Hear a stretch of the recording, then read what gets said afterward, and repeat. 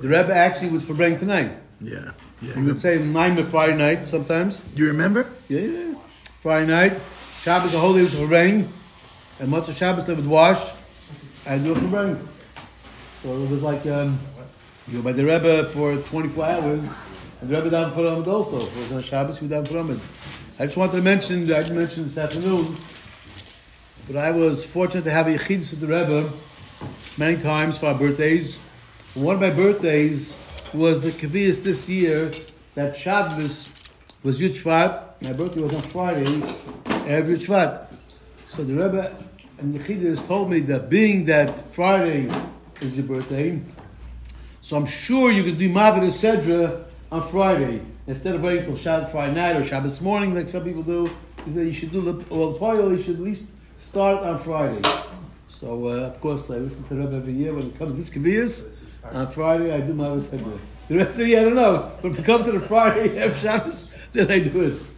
But maybe we can learn from this that it's important. Mavit Sedra means you say the Chumash twice and you say the Targum one time. The Targum is actually, Rashi always quotes the Targum. The Targum explains the Chumash just like Rashi explains the Chumash. But the Targum explains it with words that Rashi brings down many times. And Rashi learns his explanation according to the Targum many times. This Targum. All right, that's my part. Now we start with the Rabbi. We can listen to you all night. You have anything more? You have so much to tell. We had enough this afternoon with me. I want to start Farbrengen to talk about the fact that this is a very special birthday. It's such an interesting thing. I feel it's a big schus. I feel that you invited me to come here, and I want to tell a couple of stories. I'll tell my parmais. I'll tell you a few stories. I was once in California for an event, a women's event, and I'm good. Okay, thank you. A lady, a shlucha, is driving me to the airport. If you're a traveling speaker, going to California is easier than going to Florida, because if you come to Florida, you can't go back till the next morning. If you go to California, you can get the red eye. So you get home quicker from California than you get from Florida. So I flew in the morning. I was speaking for the women, and I flew at night. So she's taking me to the airport. This woman, she's older than I am. She's my sister's age. My sister's 2 years older than I am. I'm sitting in the back seat of a car, and she's driving, and she's talking, and she says, I'm taking you to the airport. I said, no. It was strange to me they didn't get me a taxi. She says, I'm an Avela. I'm in mourning. I lost my father. And when I left, the women started to sing and dance. She couldn't participate in that part. So she volunteered to take me to the airport. Okay? Then a minute or two passes, and she says, I have a very interesting story to tell you. She tells me the most remarkable story. The story she tells me is this, that she grew up in the 70s. She was born in the early 60s. So she was a junior high school student and a high school student in the early and mid 70s. In those days, in Los Angeles, there wasn't nearly as much Yiddishkeit. I mean, Yiddishkeit today in LA is bustling. It's Irve Ein B'Yisrael. It was very, very different. Chabad was in its infancy, probably. And there was also NCSY. There was the Young Israel at NCSY. She went to Melrose High School. I don't think her parents belonged to a temple. I don't think they belonged to a shul at all. And she, on her own, developed an interest as a high school student in Judaism. And she was alternating between the NCSY and Chabad. Rabbi Leader, who I think now lives near San Diego, at least he did years ago, was in LA at the time, and he was centered in that place. And they had this relationship. Over time, she became more and more serious. Remember, she's a California girl going to high school in Los Angeles. Doesn't cost parents a dime. And now you have 2 Orthodox groups that are pulling on her. NCSY is trying to get her to go to a Beis Yaakov high school in Denver. There was no Beis Yaakov in LA at the time. There was no from high school in Los Angeles in the 1970s. So they wanted to go to Denver, which is obviously much closer to California than is New York. And Chabad, the rabbis, wanted her to go to Beis Rivka. So she had 2 issues. Issue number 1 is where she's going to choose to go. And issue number 2 is how she's going to break it to her father, that she's leaving home and it's going to cost her money. You know what I'm saying? Is the public high school was free. She decided on Beis Rivka. She was my sister's class. She went through what we call the system. It's a very bad word.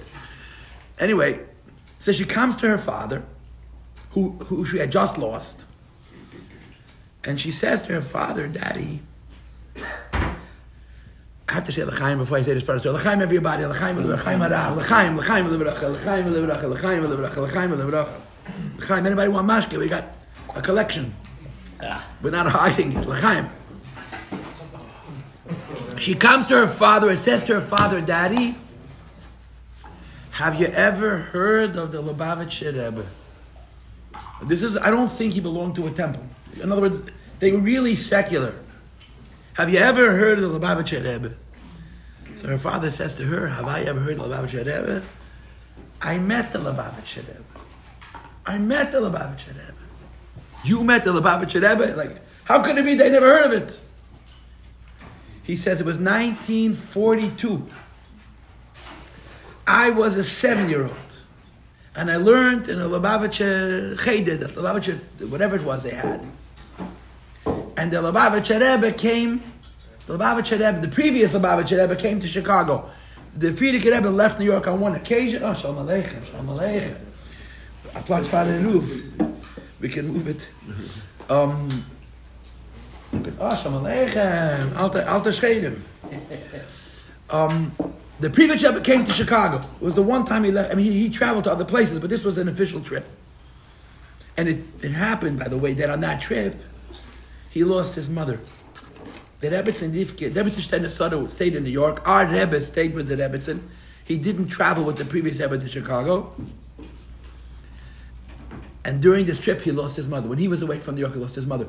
And the exact same thing happened with his father and his grandmother. His father had left Lubavitch and the grandmother had passed. There's a lot of similarities. If you'll remind me and I'll remember, I will tell you that story.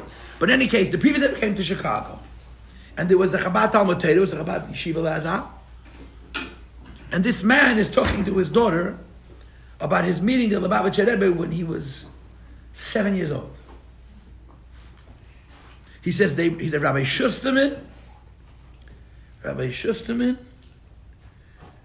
and the other name of the rabbi just flew out of my head.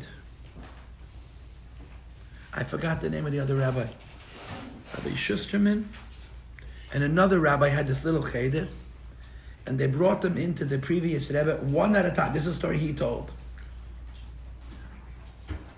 They brought me into the Rebbe. They says the Rebbe was very old. The previous Rebbe was very old. In his mind, he was very old. He was actually all of 62, but he looked like he was 120.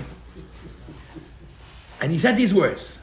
This is a man who's not from at all, who's doing a recollection that happened 35 years earlier. He took me in his arms. He held me close. And he gave me blessings. This is what he said. He took me in his arms. The previous Rebbe took this 7-year-old in his arms. And he held me close. And he gave me blessings. So this girl tells me this mice. She's the oldest daughter of this man. And she's a shluch. She's a shluch.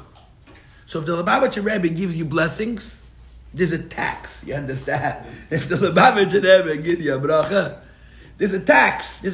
What's the tax? He's going to take Chamishas Lapad. He's going to take his portion. The oldest daughter of this man, who didn't belong to a Reform temple, ends up not only becoming frum, but becoming a shluch. Now I'll tell you a story what happened to my mother. Same story. My grandfather was American born. My great-grandparents have been in this country from their childhood. My grandparents are born in this country. My grandfather, who I knew very well, I was very close to him, was a very, very special Yid with a lot of wonderful traits, including Yiras Shamayim and Midas Tovos. He was a special man, my grandfather. But my grandfather was not a chassid. My grandfather was a plain Yid. He didn't like to have any kind of labels as being extraordinary. He was a plain Yid. He learned in Torah V'das. He went to Torah V'das as a kid in the 20s. And then he was at the Mesivta, that means the high school, in the 30s. Mr. Mendlovich. Rav Shraga Mendlovich had a great influence on his life. He had 2 pictures in his house. Reb Moshe and Mr. Mendlovich. This was his Rebbe. My grandfather, Alav Shalom, had a dear friend who was a diehard Lubavitcher chassid. His friend was Mendel Feldman, Shalom, who lived in Baltimore. Mendel Feldman, remember Mendel Feldman from Baltimore? Rabbi Mendel Feldman. He was a God. He was a big Talmud Chacham. My grandfather was very close to Rabbi Mendel Feldman. Rabbi Mendel Feldman was a Lubavitcher. So Mendel Feldman, my grandfather used to call him Mendel. It's hard for me to call him Mendel, but my grandfather called him Mendel. Rabbi Mendel Feldman said, listen, the Rebbe is here, you got to come see the Rebbe. So he tells Rabbi Feldman, me and the Rebbe's, I understand the salami sandwich, I understand the Yankees, I don't understand the Rebbe's. He says, no, you got to come see the Rebbe. The Rebbe was in the Greystone Hotel. You're talking the summer of 1940. He was still in the hotel. So my grandfather went into the city after work in jeans and a t-shirt.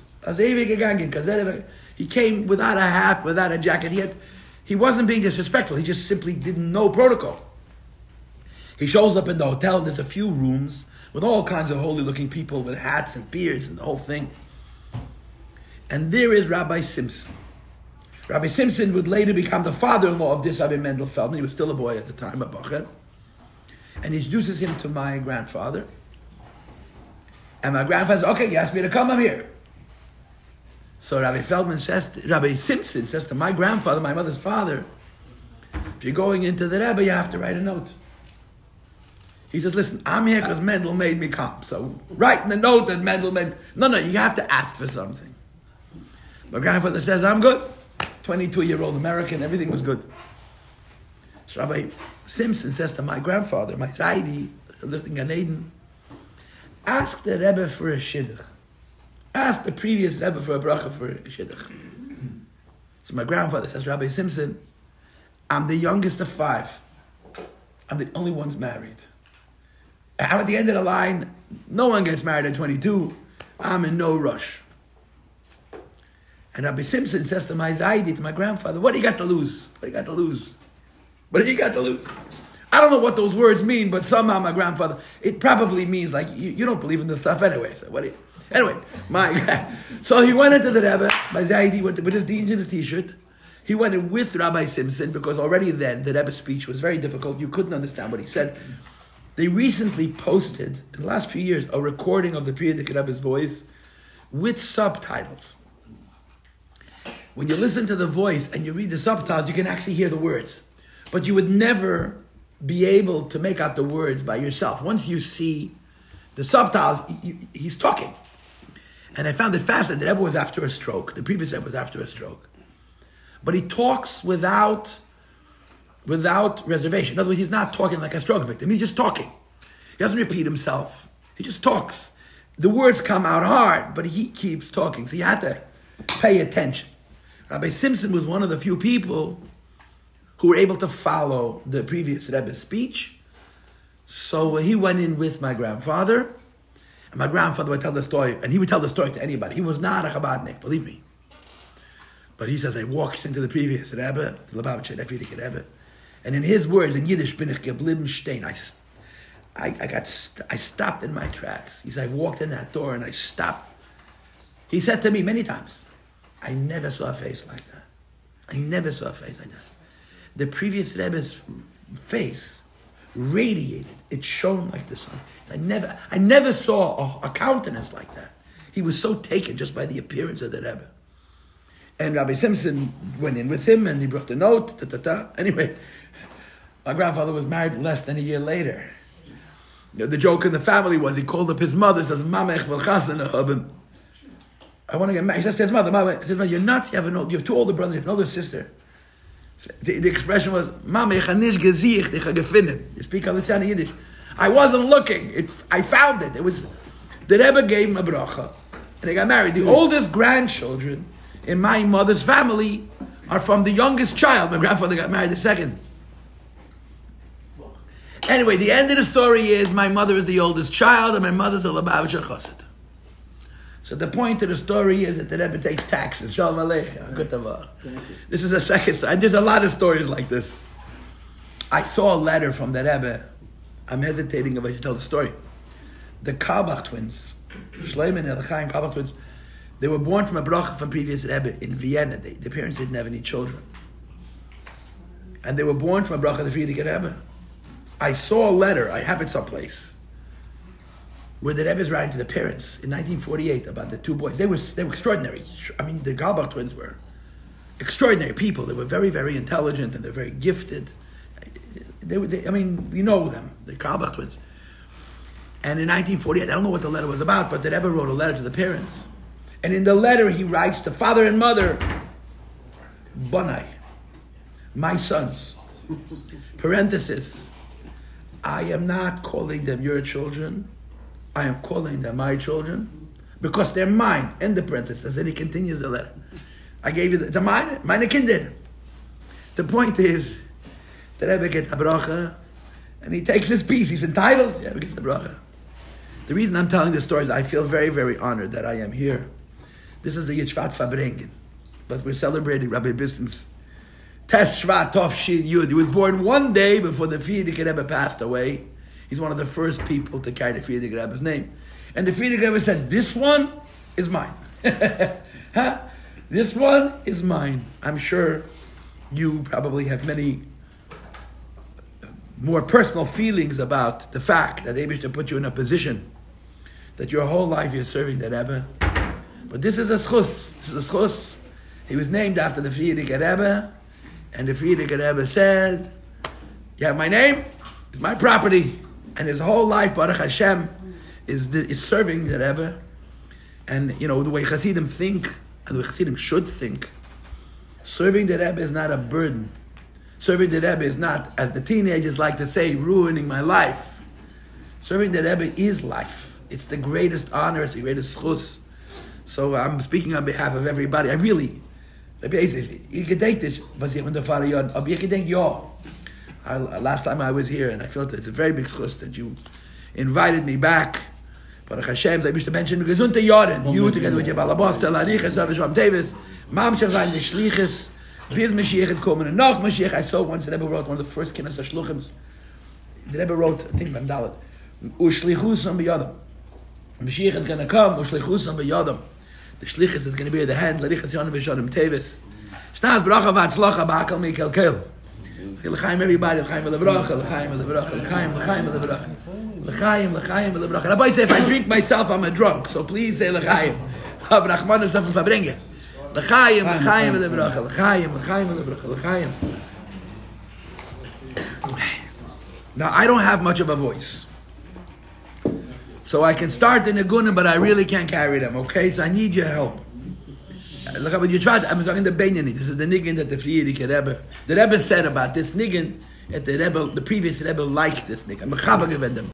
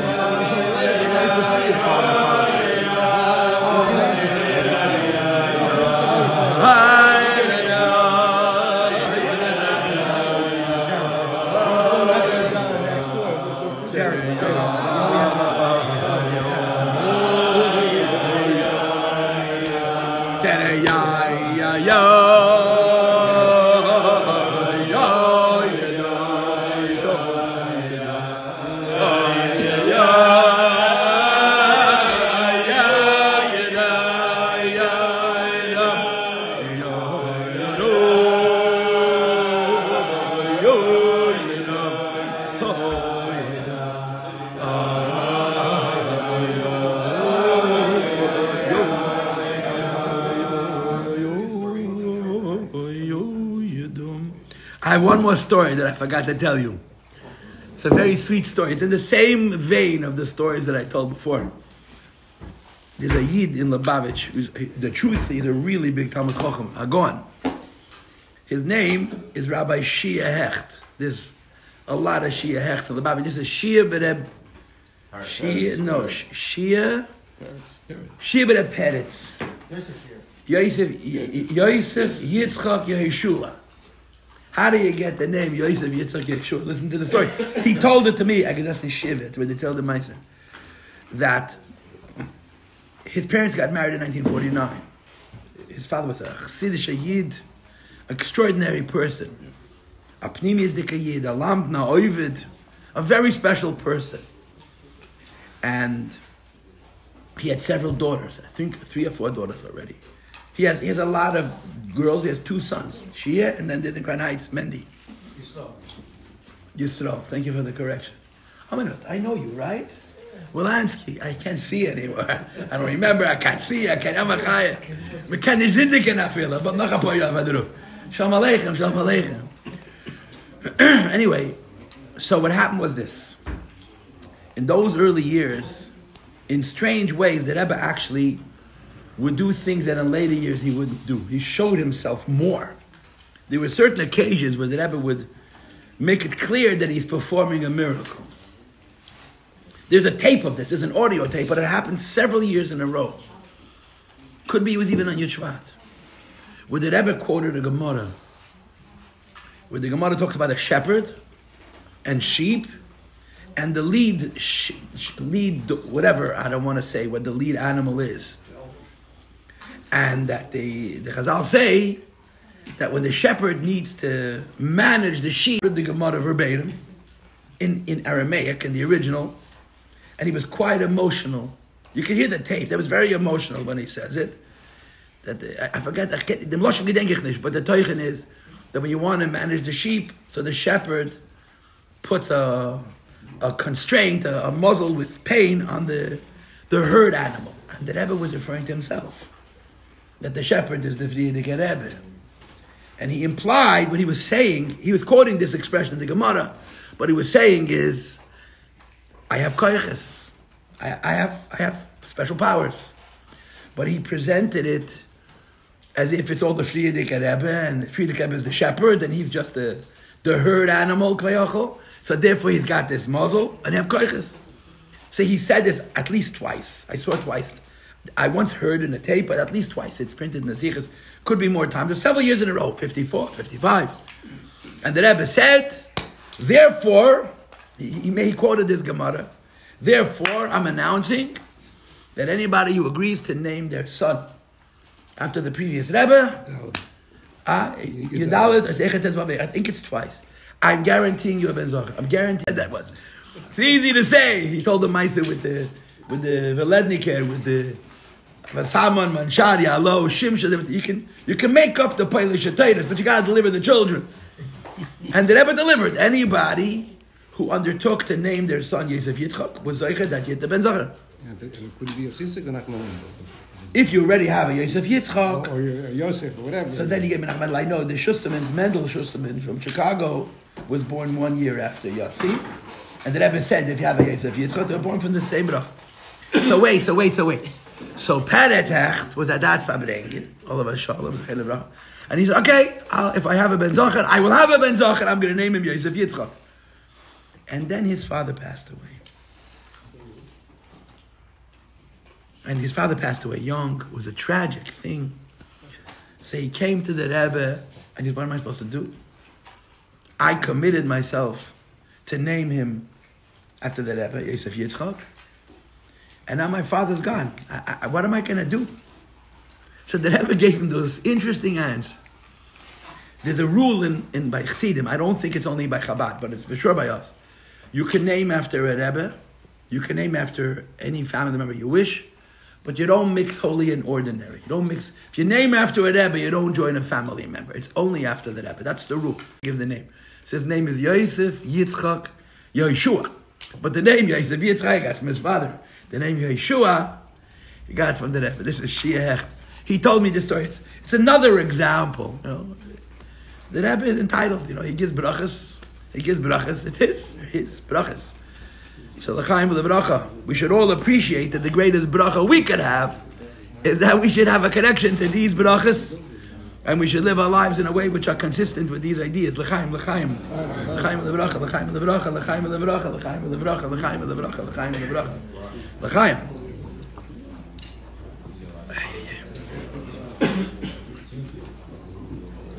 I had a teacher whose name was Rabbi Fuchs. Yeah. Rabbi Fuchs was a Jew from an earlier generation. He really was a Jew from an earlier generation. In many, many ways. He was extraordinarily learned. I was 10 years old. I sat in his class. We were learning Baba Basra. It was the first year. He would put his finger on the place. He turned 20 pages later and tell you what word was underneath. It was Polish away. Battle Koditzer was a Tomim, was a big lam, great mind. And Battle Koditzer had a philosophy that everything you learn you have to memorize by heart, everything. Rabbi Fuchs knew Tanya by heart from the first page to the last page. In other words, he didn't know like till Pei the Chof or Pei the Glamet. He knew the whole Lekuti Amarim Self Shabbeinin, the whole Lekuti Amarim Shad Yichet V'Amuna, the whole Gersat Tshuva, the whole Gersat Kodesh. He knew the Tanya by heart, cover to cover. And he was so humble, it was obscene. He was such a humble man. It was just, we never realized what kind of man we had as a teacher. Just think about the very 6-year-old. They put him as a sixth grade teacher. Yeah. I'm old to tell them. He used to be a 9th grade teacher. He taught Mesifta. I had him in Mesifta. But he didn't want to stay in Mesifta. I'm old to tell Tavos. He asked to go to the elementary. He was a 6th grade Rebbe. He taught us. And you know what? I remember what I learned in his class. It was the year before was the Elementzias, but that was sort of just. But there's the first yeshiva Shemesechta that I learned was Hashutfin. I'm sorry, was Hashutfin, yeah. Anyway, so I remember Yud Shvat. It was a rainy day. We went to the oil. It was the first time in my life I went to the oil. I was a 10-year-old. And he said to us, for me, Yud Shvat is a bittersweet day. 10, that for us it's a happy day. We were not that tuned in. Maybe some of my other friends were. I wasn't so into that at that time of my life. I was a little kid. And 10-year-olds are not necessarily that mature. And I was particularly immature. So I heard him. I remember the words. I'm very indebted to Rabbi Fuchs. I'm so indebted to him. And I'll tell you why. Anytime I met him for the next 40 years, as long as he was alive, I'd see him on the street. We were on the bus. Anytime I met him, he would stop and tell me a story. And I actually got seichel. I wrote some of them down. I have a few pages. He would, every time he saw me, and I'm imagining to all of us Talmidim. I remember he lived in Montgomery and Albany at the end of his life. He used to live in Eastern Parkway. And I'd walk by, he'd see him, so I knew. I'd stop, and he saw that I have time, and he would tell me a story. So generous. I learned in his class when I was 10, but this was Rabbi Fuchs. So all of us, including Rabbi Biston, who was born one day before, for us, this day, Yud Shvat. And that is that when we talk about the story of the Rebbe becoming Rebbe, we don't fully appreciate the earnestness and the precariousness of that year.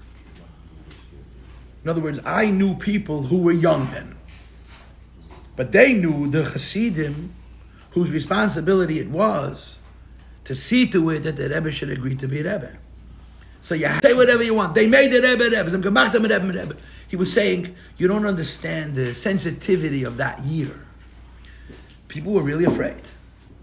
When the Rebbe said no, he meant no. And the Rebbe said no, repeatedly. And the people who were here in New York, and then of course there were the younger ones. The younger ones were the Paltiel, Rabbi Mentlik, Rabbi Katz, Rabbi Weinberg. They didn't know what was going to happen.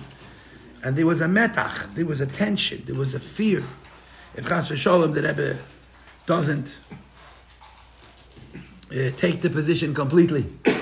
And there's all kinds of stories. One of the more familiar stories, Bacharim, who was the Rosh Yeshiva, Rabbi Yudel Eber, who was a Gon Amiti. I mean, the stories you hear about him are extraordinary. He was running around all day raising money to pay the bills. He was the Menal Gashmi. He'd walk into the Beis HaMedrash 1 minute before his shiur, open up the Gemara, and deliver a class like he'd been learning all day and all night. He was so clear, he was so there. I mean, Fuchs told me, every 6 months, he would give one class at the beginning. I know you, right? I know you. So Rabbi Fuchs told me that the higher shiur was a Yudel Eber, and the younger shiur was a Kotzke Chosid, not a Lubavitcher. His name was Rabbi David. He was a very Chassidish Yid, a very big Yiddish man, very God-fearing, very religious. Rabbi Fuchs was trying to explain to me how big a Yiddish man he was. He told me that Pesach, the yeshiva used to close the kitchen. In Atfaf, they closed the kitchen. So the community of Kotzke Chassidim decided they're going to make Reb David the new Rebbe. In the lack of a Rebbe with genes, they'll take a Rebbe who's a Chassidish Yid. So they came to this Reb David, and they said to him that Kotzke was a small Chassidus.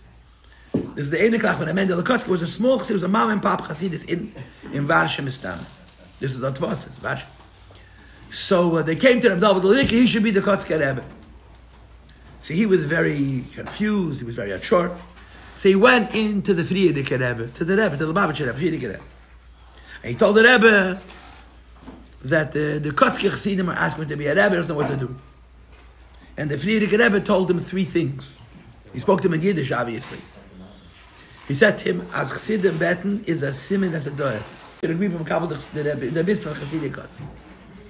So when the Friedrich Rebbe passed away, so he walked out of the Friedrich Rebbe, this is Rabbi Fuchs.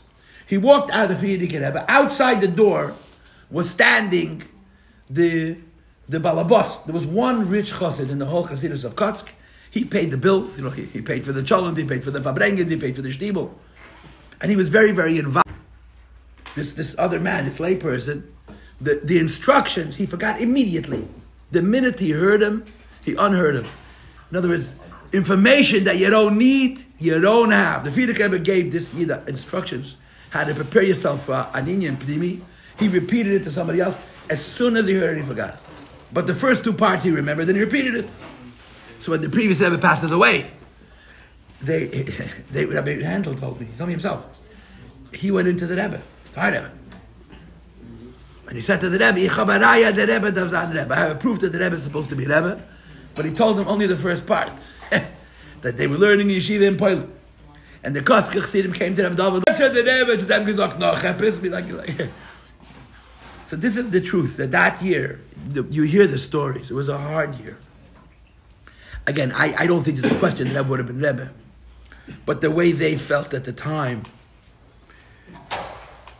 I heard from reliable sources that after the Friedrich Rebbe passed away, in the beginning, people came to the Rebbe and asked him to be a Rebbe, and the Rebbe said, if you don't leave me alone, I'll run away from New York and you'll never find me. I heard the name of Rabbi Saul Jacobson. I miss a word. You know what that means? The Rebbe didn't play games. And the Rebbe kept on saying no. He kept on saying no. And everybody understood, the Rebbe said the Friedrich Rebbe is still alive, the Friedrich Rebbe is still the Rebbe. And they were really concerned. They really were worried what's going to be. And the Rebbe accepted. The way I understand it, the way I feel. There's a Maisa. It's an interesting story, which is printed in the Yemei Bereishis, that there was a Jew in New York who was very close to the Rebbe before he was Rebbe. His name was Harav Yitzchak Hutner, Rabbi Hutner. He was the Rosh Yeshiva of Yeshivat Chaim Berlin. He was a Litvish Yid. He was a Litvak. He was a very interesting man. And he had a chavrus with the Rebbe every Friday night. They learned Chassidus together.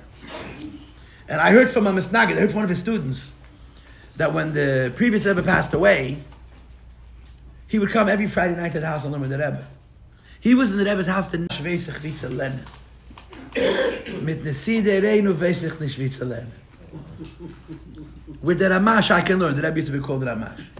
But with the Nasi of the generation, I don't know how to learn. He and the Rebbe used to fight like cats and dogs. Because the Rebbe would tell him that the previous Rebbe is a Nasi Ador, and he was a Litvak, and he would go out of his mind. They would argue. I know from many people, he couldn't take it. Who does he think he is? Who decided, So, but the Rebbe and him talked it through. They would argue. He would say his Pete, and they didn't just scream and shout, they learned. So he would continue the Chavrusa. I heard this from a Chaim Berliner, not from a Lubavitcher. And at some point, he decided he can't go anymore. And when the Rebbe asked what happened to the Chavrusa, he said, I can learn with the Ramash, with the son-in-law of the Frierdiker Rebbe, I can learn. But with the Sideh, he used the words that he always used to argue against. With the Sideh, with the Nasi, with the leader of the generation, I don't know how to learn. That's how the Chavrusa ended. So here's the story. Rabbi Groner, who later lived in Melbourne, Australia, met Rabbi Hutner in the summer, 1950. And he says to Rabbi Groner, knew what's going on in Lubavitch. So Rabbi Groner says, Allah will the Ramash. Everybody wants the Rebbe. That was called the Ramash. Just like the Rashag was the older brother-in-law. Rashag is his first name, Rebbe Shmaryo Gerari. So the Rebbe was Ramash, the Rebbe's first name, Schneerson. That's what the Rebbe was called, the Ramash. So Rabbi Groner said to Harav Hutner, all the Chassidim want the Ramash, and the Ramash doesn't want, and we're all very worried about it. So Rabbi Hutner said to him, don't worry. He's going to take the job. He's going to take the job. It's a matter of time. And they said to him, how do you know?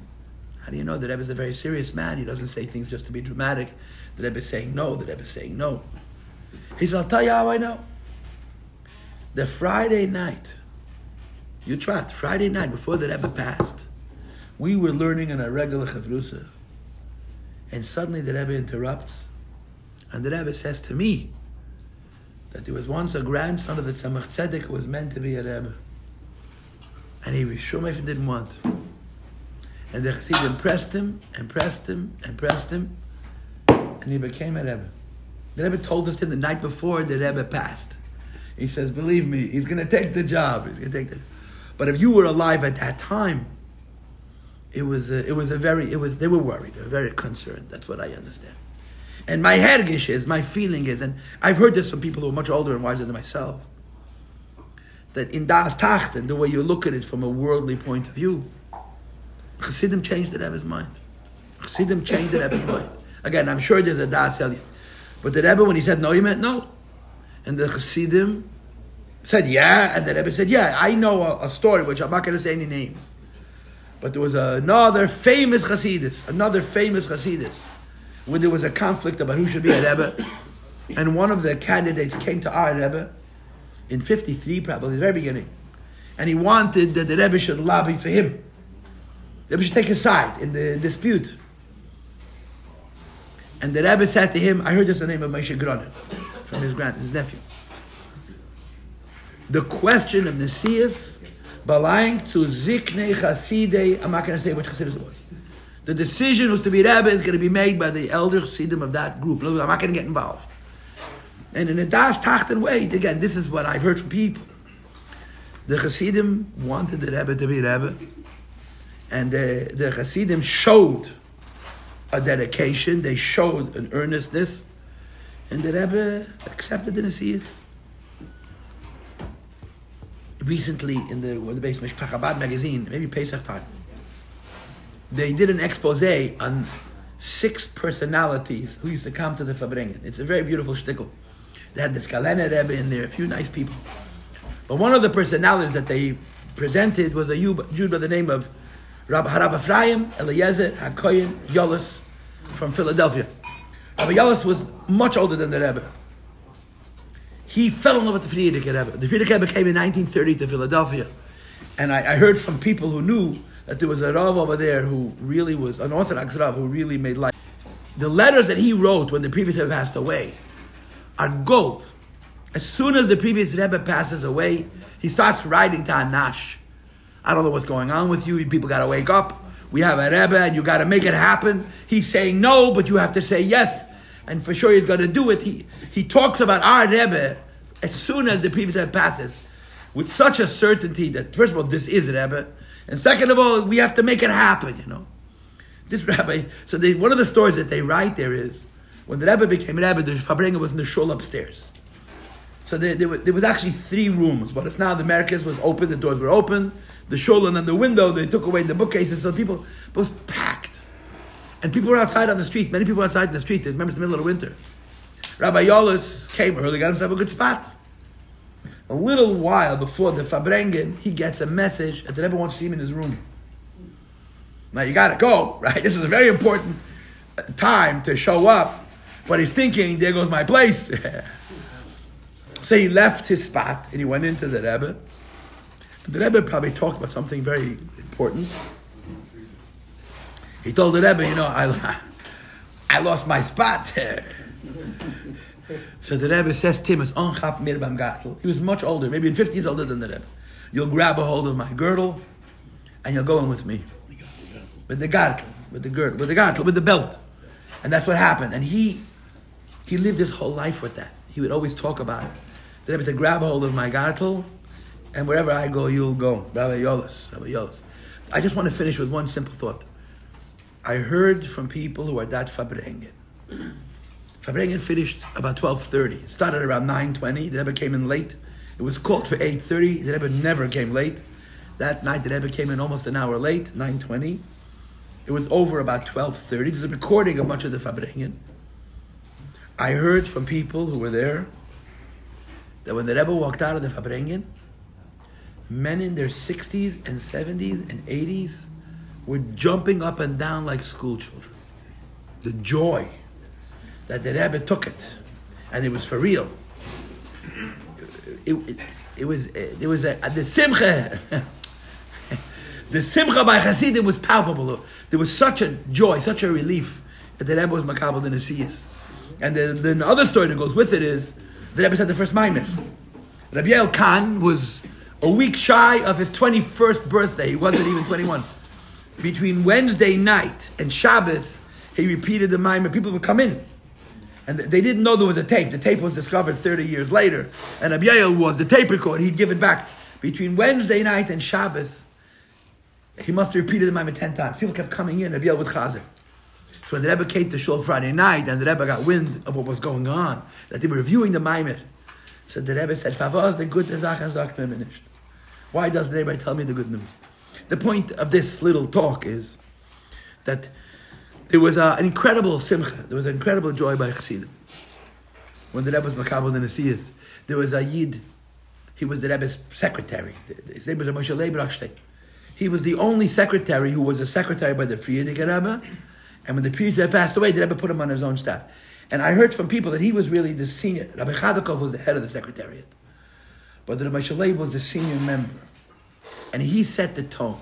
He had been a secretary by the Frierdiker Rebbe, and he sort of had a sense of how you have to behave, and he set the tone for the maskiros. It was when the world was so. Of course, so that's what you lived. The American-born boys. Okay, they learned in yeshiva, but there was America. America's another world. And he writes how the kids, the teenagers and the young adults, were drawn to the Rebbe. The Rebbe didn't entertain. The Rebbe wasn't funny. The Rebbe wasn't interesting. The Rebbe was very earnest.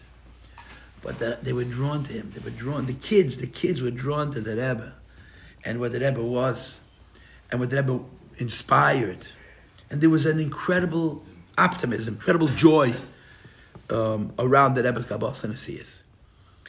And the point for us is that this is the time for us to experience that kind of joy. We're all Chassidim. Some of us are older, some of us are younger. Some of us are committed, some of us are still trying to figure out exactly what it means to be a chassid. But in the end, being a chassid is not a burden. Being a chassid is not a hardship. Being a chassid is a incredible schus, and it makes our lives so positive and so meaningful and so rich and so holy and so good. And we're fortunate. We really are fortunate. We're very, very fortunate that we're in these dollars. We're very fortunate we're connecting to the Rebbe and that we're close to the Rebbe. We should appreciate that, and we should live accordingly. L'chaim, l'chaim, l'bracha, l'chaim, l'chaim, l'bracha. I want to thank everybody for coming out. It's Shabbos. I was thinking, if I bring all day, I guess you're like, I guess not. There's a little more left in the tank. If I bring it, okay, l'chaim, everybody. L'chaim, l'chaim, l'bracha, l'chaim, shalom aleichem, l'chaim. Let me talk to someone nafshi. Sama lecha na. Listen.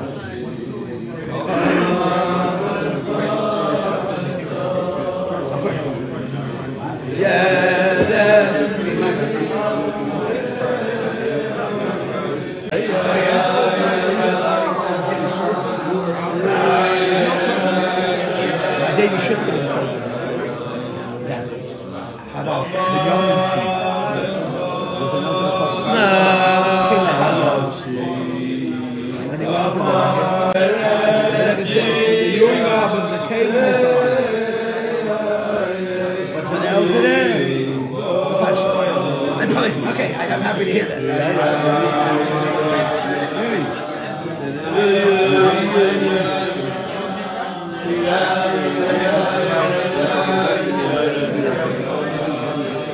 The next day. Short-sighted. Worried. It's a full definition. And the divine soul is selfless, visionary, and just. The simmer that we're listening.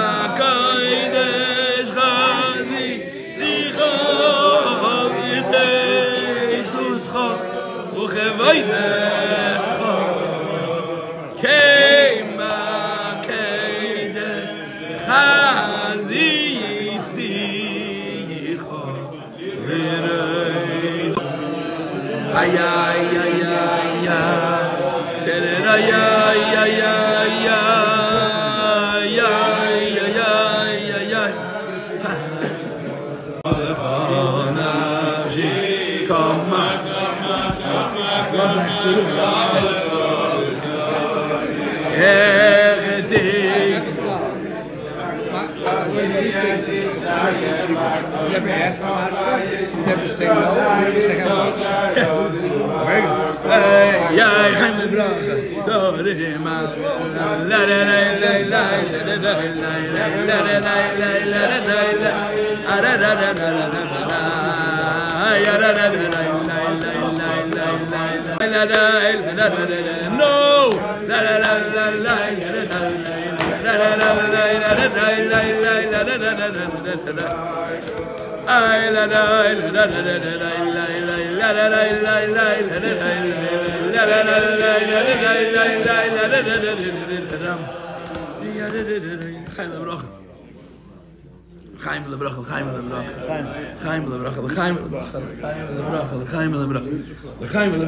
The Rebbe's Nesius is, I don't know what the right word is. It's very, the Rebbe on the one hand never changed. On the other hand, he was constantly changing. It's very interesting. In certain ways, the Rebbe was so constant. But at the same time, there was always something new going on. When the Rebbe met the members of the Machane Yisrael Development Fund in the 80s, he said to them, please do not look at me as an old man with old ideas, but as a young man with fresh ideas. The very first, I can't say the very first, there's no way to say that. But when the Rebbe talked by Farbrengen, and you look at the early years, you can see the tape, you can read the transcripts, the Anochas. He talked an awful lot about teaching Chassidus to people. And there's some very interesting expressions that the Rebbe used about of bringing people to Chassidus, bringing people to the Rebbe. And people were telling it to me, Mr. Tam also have an imagination. Yeah. So hopefully there's some kernel of truth left in the story. I once heard that the Rebbe made Shiva Chanim, the Rebbe made Bacharim who should learn extra. There was a whole system, 7 Bacharim with extra Nigla, 7 Bacharim with extra Chassidus, and then they had to say what they call by the Litvish a Chabura, they say a Shir, a Pilpul. And when the Rebbe started that program, the Rebbe made special Farbrengens to launch it. He took it very, very seriously, the Rebbe did. And at the time, the Rebbe was talking about the idea of learning a lot of Torah questions. But the Rebbe sat and learned all day and all night. And the Rebbe talked about Torah constantly. But the Rebbe used to say that during the hours that the yeshiva is fixed, you have to learn what you're told. The remaining hours of the day and night, they're not for playing chess, they're also for learning, except that you get to choose what you wish. And the Rebbe used to use the expression for the program. The yeshiva demand you learn so many hours. So Chassidus has got to do it. But it doesn't work for him. Chassidus doesn't talk without a name. Without a real name. After Gimel Tammuz, the situation in Soviet Union completely changed. So first of all, he translated from Yiddish into Hebrew. And second of all, he added many supplements, many additional things. And it came out in 2 volumes called Ha'ish Shaloi Nichna. It was made, he never had any children, but he had an adopted son. People helped him. They're a wonderful read. Wonderful read. The man who would not submit. Ha'ish Shaloi Nichna. And there's things in that volume that are mamish upsetting. One of the things in that volume is that his father was hard of hearing.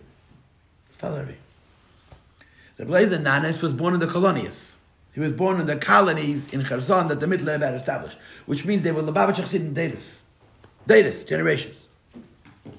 In Lubavitch there was a yeshiva, Temchet Mimim. So his father brought him to the Rebbe Rashab. His father brought him to the Rebbe Rashab as a boy.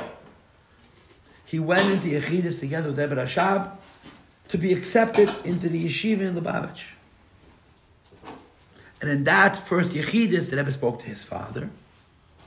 And at some point, the Rebbe Rashab turns to him and he starts to whisper. Because the Rebbe Rashab knew that his father was hard of hearing and he won't be able to hear the whisper. And the Rebbe tells him, Du vazayin bazeh in the hand, du v'stareist. You will be in their hands, but you'll survive. When they walked out of Yechidus, his father said, what did the Rebbe say that I didn't hear? And he understood that the Rebbe did not want his father to know.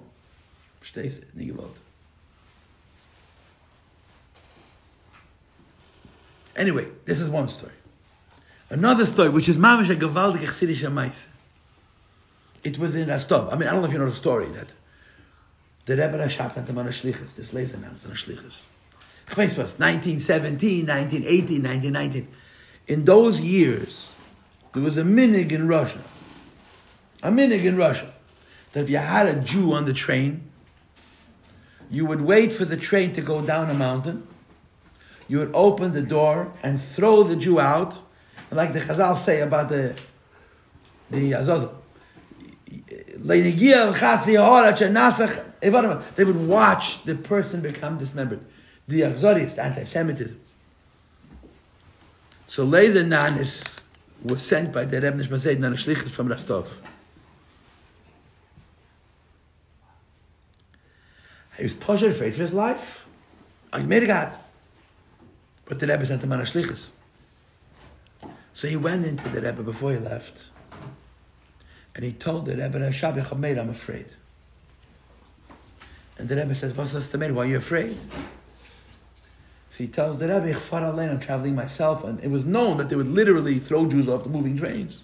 They would kill them. And the Rebbe says, a Jew never travels alone. Wherever he travels, God travels with him. Train. So he goes. He's sitting on the train, and a bunch of Roshis are talking about him in front of him. And they're saying, let's wait till it's going down the mountain. Then we'll take this Jid. Imagine listening to your own death sentence, and you're helpless. We'll take this Jid, we'll open up the door, and we'll throw his body, and we'll watch him become a Soil Azot. Und then sitzt dort und träselt, they're going to kill him. Aber der Rebbe hat gesagt, that Jew is never alone, Hashem is traveling with him. And as they get to the top of the mountain, in other words, they're about to go over to the other side, and the train is going to pick up speed, an alter goy gets charupov, an old Russian says, we hate Trotsky, who was a Yid. He hates Trotsky, because he was a from a Yid.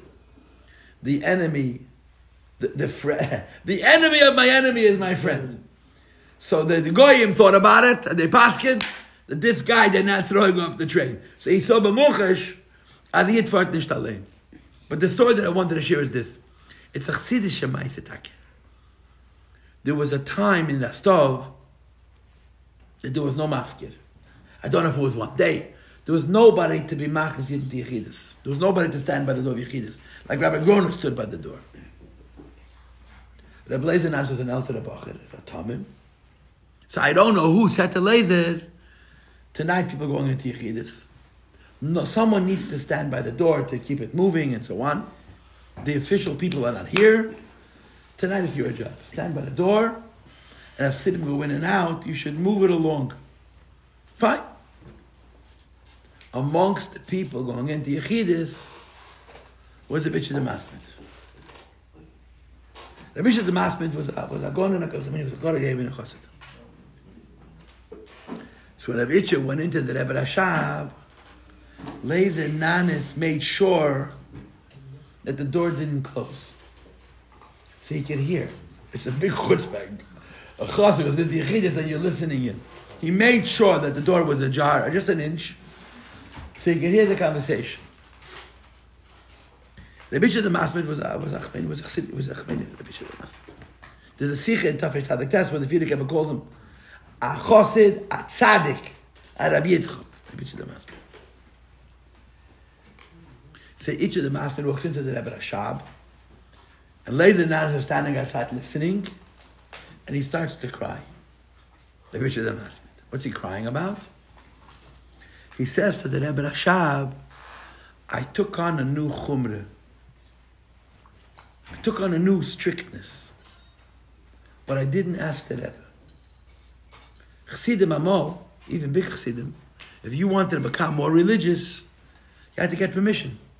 He didn't just do it. He went to the Rebbe.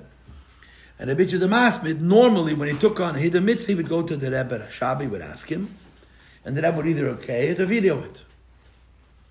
So he says to the Rebbe Shmaseiden, I didn't ask. And I'm thinking that maybe I overstepped my level. And he's crying. And he tells the Rebbe a story. Now, Bashgacha Pratis, Rebbe Lezer Nanis knew the story because he witnessed it. What was the story? The Bishop of the Masmid came to the colonies. He came to the Cherson. And he stayed in the Nanis house, in Lezer Nanis' parents' home. And Lezer Nanis was there. Well, first of all, what was the chumrah that he took on? What was the hidden mitzvah? That he would not eat, flesh he never ate, meat he never ate. You're talking about chicken. He would not eat chicken unless he checked chalif before and after the shechita. So that's our chumrah. So the Bishop of the Masmid took on this chumrah that he would not eat chicken unless he checked the chalif before the shechita and after the shechita. So he was in the Cherson, and Mrs. Nanis has to prepare food for him. My meramu is good. Here I go with the parentheses. I heard this also from Rabbi Fuchs. that the Rebbe the Master did not have a house. He lived out of a suitcase. And the Alman, the Frau ist gestorben, his youngest son, Mulle, sagt sagen, the Tat is in Himmel, the Mom is from the Red, it was Wilma for me. My father's in heaven, my mother's in the ground. His wife passed away young. He never remarried. So he lived in a chemedan. He had a suitcase full of svarim. And wherever he traveled, this is where he lived. If I come in jeden Jahr, Elul in Atvatsk, Rabbi Fuchs told me, Rabbi Fuchs told me, the Bishop Master came to Atvatsk. The yeshiva rented a hotel with many rooms. And all the guests who came for Yom Tif were given a room. I don't know if they paid or they didn't pay, but the Bishop Master, he was a Shaddai. And they got Kaleb, they got Salem when they Rebbe. But Tishrei and Elul, he was in Atvatsk. Rabbi Fuchs told me, Jede Nacht hat verbracht. Every night, Elul. One night with Bachrim, one night with Bachrim. And the words that Rabbi Fuchs told me, Efek trinken mashke v'yafish. There's a sicha where the Rebbe says, quote, Zu viel hat gedacht. The two stories are not contradictory. It's a perspective. Rabbi Fuchs told me, getrunken mashke v'yafish. And the Rebbe said, Zu viel hat gedacht. The Rebbe told the story, but a word that he said once, Friedrich Rebbe. He would bring it every night. When the Farbrengen was finished, he would lay down for half an hour. A halbe Stunde. He drunk on a shim. He was an Ish al-Kim. Ish Ruchni. I'm actually Ish al-Kim. A Geist al-Chassan. So, Erev Rosh Hashanah, Reb Chache, who was the maskir of the Rebbe, calls over Rabbi Fuchs. He says, go to my house, and my wife will give you the food for Rabbi Itche for the 2 days of Rosh Hashanah. Now, to cook for Rabbi Itche was impossible. First of all, he carried his own pots. If you wanted to cook for him, he came to your house, you were not kosher. He had to cook in his pots. It was on my son or so. To please Rabbi Itche, the Masman was in the Rock. My great-grandparents Sofa lived in the Rockaways. They were in Elach Yidden. And it was angestanden. I don't know what he ate in their house. My grandmother told me I had a bedroom. Rabbi Itche, the Masman, used my room. And it wasn't fair because I didn't have a place to sleep. He never, ever, ever used the bed. He spent 3 weeks in my grandmother's bed. So this is a connection. It's interesting. This is my mother's family. We're not Lubavitchers at all. So Reb Chache sent Rabbi Fuchs to his wife, who had a house. They lived in a house, to get food for the Bishop of the Masmid. So he knocks on the door, he walks in, it's Leil Rosh Hashanah, it's not Rosh Hashanah. And he says to Mrs. Fagin, the wife of Rabbi Chache, Fagin, Rabbi Fuchs is thinking, what about the chicken? And what about the kugel? And what about the chveisvas, the menhagim? So he's figuring that she went back into the kitchen to get more food. And she's not coming back. He's waiting and he's waiting and he's waiting. Anyway, she walks out, what are you doing here? I'm waiting for the rest of the food. And she tells him, that's it. That's all he's got. A little tzimmis. No milchiks, no fish, no flesh, no garnish, a little tzimmis. So he says to Mrs. Fagin, this is for 2 days of Rosh Hashanah. She says, trust me, he's not going to eat this either. But the Bishop the Masmid. Let's get to Rabbi Fuchs. These stories are heard from him. They're worth repeating. Anyway, so the Bishop the Masmid walks into the Rebbe shop and he starts to cry. He said, I took upon myself and the mitzvah that I don't eat chicken if I don't check the challah before and check the challah after. I was in the colonies. He told this to the Rebbe, Rashab. And I stayed in the home of Reb Nanis. And Reb Lezer Nanis was home. He remembered that. He was there. In other words, he was a witness to both halves of the story. That Mrs. Nanis said to the Bishop of the Masmid, if I'm going to prepare food for you, are you going to eat? So he makes all of his rules. You have to cook in my pots. And the sheikhet has to come to me first. I'll check the chalif. He'll shech the chicken. I'll shech the chalif again. If you'll make it kosher, I'll eat.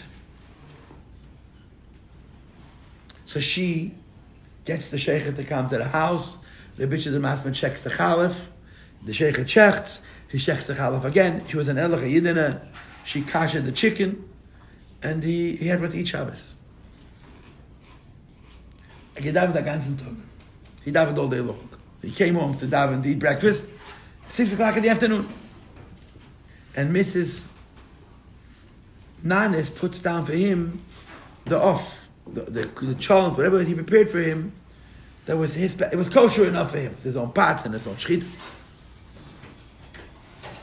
And the Bitch of the Masmid says, Shabbos darf messen kugel. The Rebbe said once in the Farbrengen, as da zelche versorgen, the Alte Rebbe gesagt, the Shabbos darf, but the Rebbe said it. He didn't say that the Alte Rebbe said it, but the Sach sagen that the Rebbe said, Shabbos darf messen kugel. Friday night, you have to eat Shabbos. When you make a fancy schmancy dinner and you serve Chinese food, you have to have kugel. Friday night, you have to have kugel. So Minik Chabad. Shabbos day, you have to have kugel. Shuddis, I don't know what you eat. So the Bishop of the Masmid said, what's mit kugel? Does it have to be jar gefilte fish? Or have it? I didn't say gefilte fish, I said kugel. Kugel. Just clarifying. Kugel. A jar. So Mrs. Nanis goes, and she brings a piece of kugel to the Bishop of the Masmid. The Bishop of the Masmid would not eat food which was 100% kosher. He was margish. The Gemara says, there's a taisvis. And Hashem protects tzaddikim from doing avedis. So it's more than one place. The Taisvis says it means specifically midid achila. Other avedis a tzaddik can be do by mistake, a kisholan by mistake. But the Eibush protects tzaddikim when it comes to food. The Bishop of the Masmid knew if the food was kosher but it wasn't to his standards, he wouldn't eat it. So I say in Rusland, he washed for bread. And there were 2 bakers. One baker the Bishop of the Masmid used. Listen, Chaykel Khan tells the story. And the other, it's in his book, and the other bakery didn't use. And after washing, he started to which bakery is it from? So they lied to him. And they told him that it's from the bakery that he eats. And it wasn't. And he didn't eat the bread. It was a pachal. Until he wouldn't eat the bread. You couldn't play games. It was a real deal. So they bring in the kugel, and this kugel sitting on the plate. And before the bitch takes a bite, he turns to Mrs. Nan and says, "Did you put schmaltz in the kugel?" Of course. Is it from my chicken that was shechted after I does? Ooh, I didn't have enough schmaltz. I took the schmaltz from a different chicken. So that was it. There's no kugel Shabbos. As they're sitting there, the Rav of that shtetl shows up. The Bishop of the Masmid was about 35. The Rav was B'sama ben Shivim. He was an older Rav, a very choshev Rav, a big lamdan, a big chosid. He came in to be mevakir, to visit the Bishop of the Masmid. And he's sitting there with this whole conversation is taking place. Now, Leza Nanas watched this also, that she puts on kugel, and he's not eating it. And finally, he asks Mrs. Nanes, "You put schmaltz in the kugel?" She says, "Of course." "From my chicken?" "Ooh, I didn't have enough schmaltz." So he's not eating it. So the old Rav says, "Veist ich nicht gehad ka kugel." I did not eat kugel today. It's a minhag you to eat kugel. If you're not going to eat it, I'm going to eat it. So the Bishop Masmid says, as they say in Ingar and Zeyer and Gesundheit. So this old chassid ate the kugel because it wasn't religious enough for the Bishop of the Masmid. This is the first half of the story. 6 months later, he's by the Rebbe Hashabin in Astov, and he tells him the whole story. He says, an old Babacharov can eat this, and I can't. Maybe I bit off more than I can chew. And he's pushing, crying. And Lezer Nanas has the door open, the jar, so he can hear the yechidus. And the Bishop of the Masmid says, whenever I take on a Hiddur mitzvah, I ask the Rebbe permission. I didn't ask. Maybe I made a mistake. And the Rebbe Hashab says, Nein itche. Fadir is alas haninyan, the same lashon. No itche, it's good. But he can't accept the Rebbe's words. So the Rebbe has to say it a few times, Nein itche. So Lezer Nanas got to see both halves of the story. The point of the story was, Chassidim were Yirei Shamayim. But when they took on a higher standard, I know a Jew, I found out by mistake. When I approached him about it, I got very upset how I know. I know a shliach who wears 4 pairs of tefillin. One of his relatives told it to me. But you tell me something, I'm going to go right to the source. So I was shocked. Because this guy's b'chlal not a you, a person. He's not one of those people who wants to be holy. For him to put a portrait for the film, the Rebbe had to bamish that. He doesn't need to be better than everybody else. He's not that fakir. He's very humble. So the next time I saw him, I said, I heard that you put a portrait for the film. He turns white like a ghost. How do you know? So I couldn't tell him. I didn't want to make trouble with the other guy. So whatever, I know. See, very earnest. He says, I felt like it was a shliach. I felt like I was struggling with something. And I needed more zehirus, I needed more shmira, I needed more guarding. So I asked the Rebbe if I could put on purpose film, and the Rebbe allowed me. But he was very unhappy that I knew. But he didn't do it by himself. He felt that he needs a shmira, an extra protection, because he was out in the boondocks. He says, I wrote to the Rebbe to mail and to tell. He was not happy that I knew, but when I asked him, he explained it to me. Who's the shliach? I told him. Just slide that in there. Ich bin typisch, aber nicht als aggressive. Wait 10 minutes, a few minutes. Give him another chayim. Yeah. The word is azoi. You should. The reason I'm having this conversation, the reason I want to bring about this is because Chassidim were very precise. Chassidim are very precise in everything. If you're precise in minhag, you're for sure precise in halacha. And the fact of life is that when we're precise about the little things, I told you the example that I tell the kids. When you take a candy out of your friend's bag, one candy, what are they called? Twizzler. No, the Twizzlers are bigger. An M&M or whatever it is. Make a bracha. If a person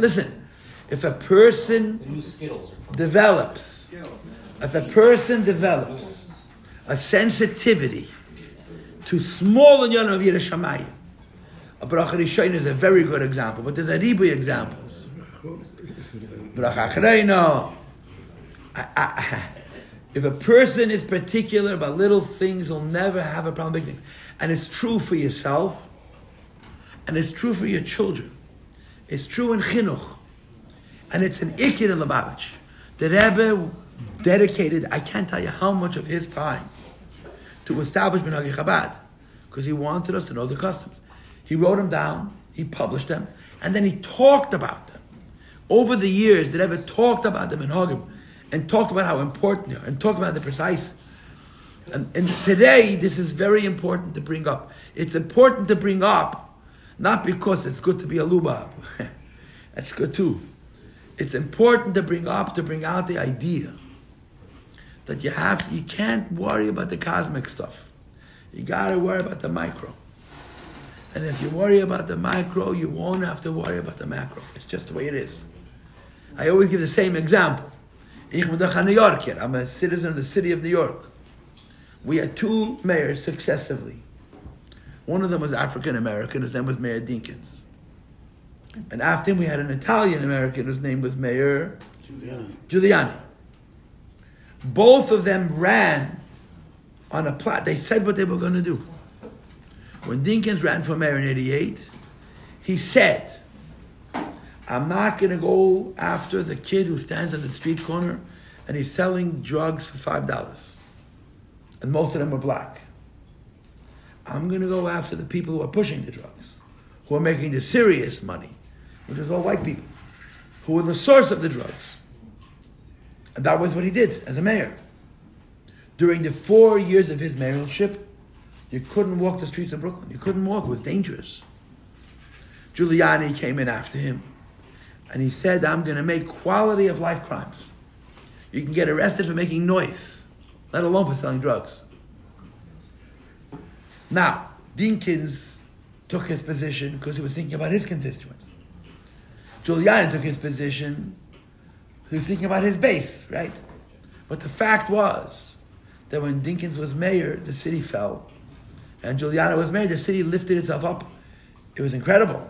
Better than it was under Koch, under Beam, under Lindsay. He brought New York back. Why? It's simple. If you want people to live, make the streets safe. And the streets safe doesn't mean you stop murders. You stop graffiti. And if you stop graffiti, there won't be murder. It's just the way it is. You deal with the little things. It's a marshal muchoshes that the kids of Brooklyn all understand because they lived through it when I first started out as a teacher. If you deal with the little things, this is a hira from Lubavitch, from the Rebbe, that every Lubavitcher chassid, we're all different places in Avodas Hashem. And today you have, Baruch Hashem, you have heavyweight and middleweight and lightweight and super middleweight, every kind of chassid. Everyone defines himself how religious they are. Everybody needs to understand that if you are one of those people who says, leave the kids alone about the little things, as long as they go to school and they behave, you don't have to make them crazy and bother them. It's a big mistake. Because if you point out to your children the exactness, the preciseness, the correctness about Kleinigkeiten, about Einzelheiten, you won't have to deal with the big issues. And it's true for us as well. And this is a Hira l'Rabbim, it's a Hira from the Rebbe's Hanoge. Chaim, everybody, I want to bless us all. We should have nachas from our children, with nachas from ourselves. Yiddish chsiddish nachas. And it shouldn't be b'di'evet, it should be lechatchila. Our children should be, listen, it's hard. It's hard. It's good, but it's hard. It's hard, it's true. I'll admit when I was growing up, it was easier. We were all so poor. What was our tightness? It was easier. Our parents raised us. All we knew was the kids today are living in a different world. They have opportunities. They have access. We have to raise our children. We have to raise our kids. Our kids are not going to raise themselves. We have to teach our children Negovaser. We have to teach our children Medani. We have to teach our children Bechas HaShachar. We have to teach our children Zman Krishma. Shema, saying Shema in time. I always tell the same story. When I was a little kid, my father used to wake us up for Krishma. My brother and I. It was like Gesund. He would sing and walk into the bedroom. Shtei tuv, lavoid. We wanted to kill him. Shtei tuv. And as soon as he said Shema, he let us puff till 12 o'clock. But he wanted to say Krishma. But he would tell us a story that happened in his childhood. That they lived in these big houses when they came from Russia. So they went through all the borders, Poland, Czechoslovakia, France. My father was in Vienna, in Austria. So I don't know what's called Sever, Amam, and see. I heard all these words, I don't know what they mean. But this is a place that people lived. They had these palaces, old palaces that nobody used, with 30, 40, 50 rooms. 30, 40, 50 rooms with 30, 40, 50 families. Every family got a room. Him and his wife were given a room.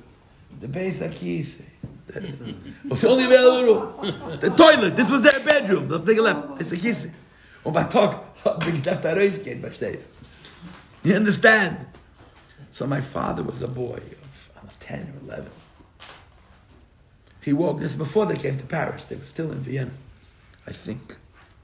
He comes downstairs, and a Yid in his 60s, one of Rabbi Harlaker's sons, a Kivman, was sitting on the front steps and crying. You ain't. Now, in those years, for Jews to cry, there was Saras on Ashir, people were dying like flies. So my father, as of whatever age he was, 9, 10, 11, asks, was Veinter? Why is he crying? Et verschlafen Krishma. This Jew was crying because he missed Man Krishma. I've gone through this meditation 100 times. I mean, this is not a joke. I say to my children, to my students, my father witnessed this. I heard it from him. You're hearing it from him. Could you imagine seeing an adult man crying because he missed Man Krishma? Who's ever seen a man cry because he missed Shema Yisrael Adonai Echad? He missed the clock by 5 minutes. You know what kind of impact that has? When my father would talk about it, you could see the impact. He was a child, just came from Russia, who learned how to read Hebrew when he was 8. He didn't exactly grow up in the Cheder. He went to Chveis Vaz, he was in Moscow. But the impact, an old man, Abba Chamishim, He's crying. So my father would tell us the story in the sand, and it would guilt us gefährlich. I told the story to my kids. It didn't work so good. It's not ador. It's a story. It's passed along. He was crying in hell.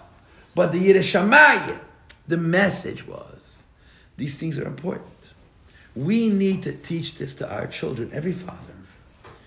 And it's not, the Rebbe said many times, it's not your kid's fault that you're a hypocrite. I don't want to tell my kids, kach v'kach. You know me.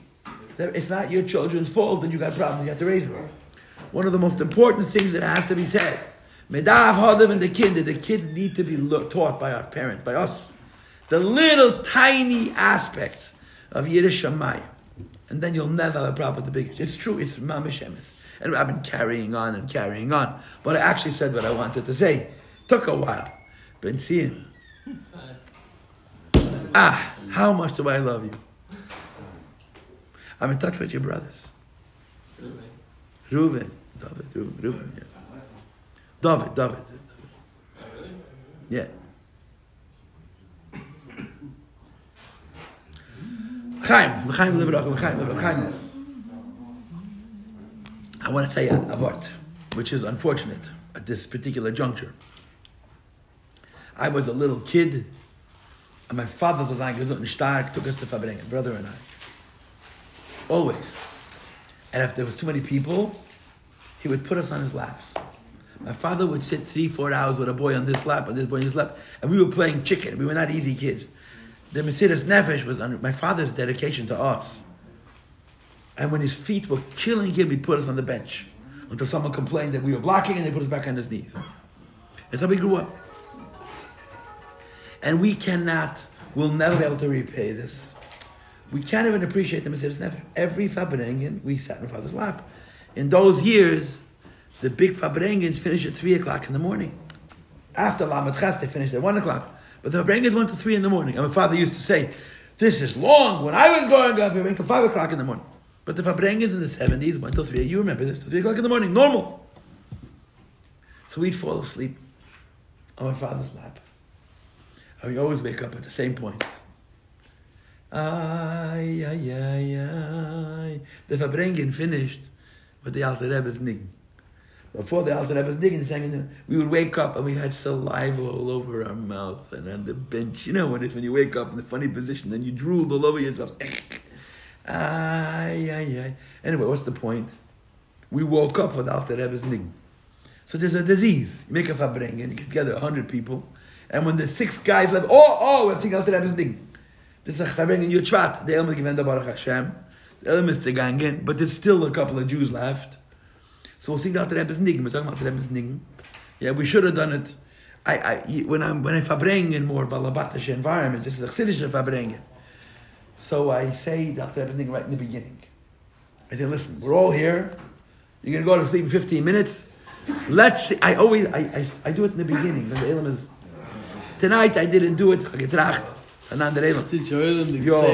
they did. Not bad. Baruch Hashem. Lass talk about the Rebbe's Nig. And you know the story, the Rebbetzin, the Bachrim were in the house by the Rebbe. And the rule was that when the Rebbe came, you had to leave the house. You had to get out. You weren't supposed to be there. But it was not so easy to sneak out. Sometimes it was impossible. So the Rebbe walked in, and the Bachrim ran away. And the Rebbe says to the Rebbetzin, the Rebbetzin really didn't like that the Bachrim were afraid of the Rebbe. The Rebbetzin really didn't like. Yeah. Chaim Baruch told me that the Rebbetzin were doing B'dikas Chometz. And he was in the basement. They did it. They went to the whole house. And he had to get by. And he was so afraid. And the Rebbetzin said to him, beißt nicht. He doesn't, why are you so afraid of him? He's a nice guy. But the Rebbetzin couldn't understand when the Rebbe would come in, they would go. And the Rebbe walked into the house, and the Bachrim ran. So the Rebbe says, who's something gelaufen? So the Rebbetzin said, Zanen gelaufen kriegen sie eine Chosset. They were in shirts. And the Rebbe walked into the house, they ran to get the hat and the jacket. So the Rebbe asked the Rebbetzin, where are they running? So you love him giving them chassid. So the chassid is the hat and the jacket and the gadol. But if you want, I'm not going to press you. This is Florida. It's there. You don't tell anybody what to do. Small things. But if you want the small things, if you want to get your chassid, this is the time to get your chassid.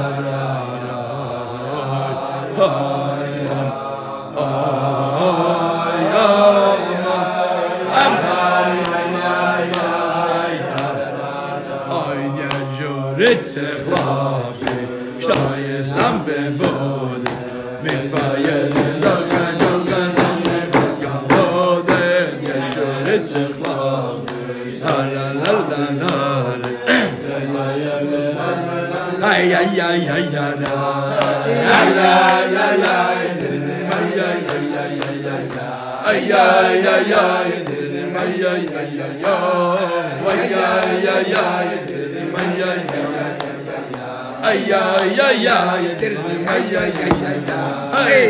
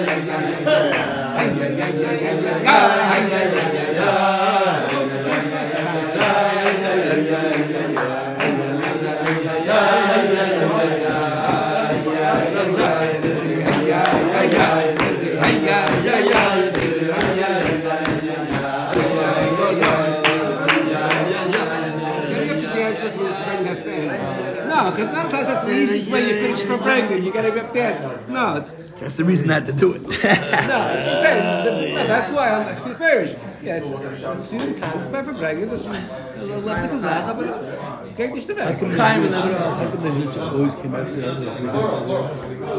Never used to say a nigga before, nigga after. You know, this is Because the Russians, because da mal so Zeit, da der immer so von meine.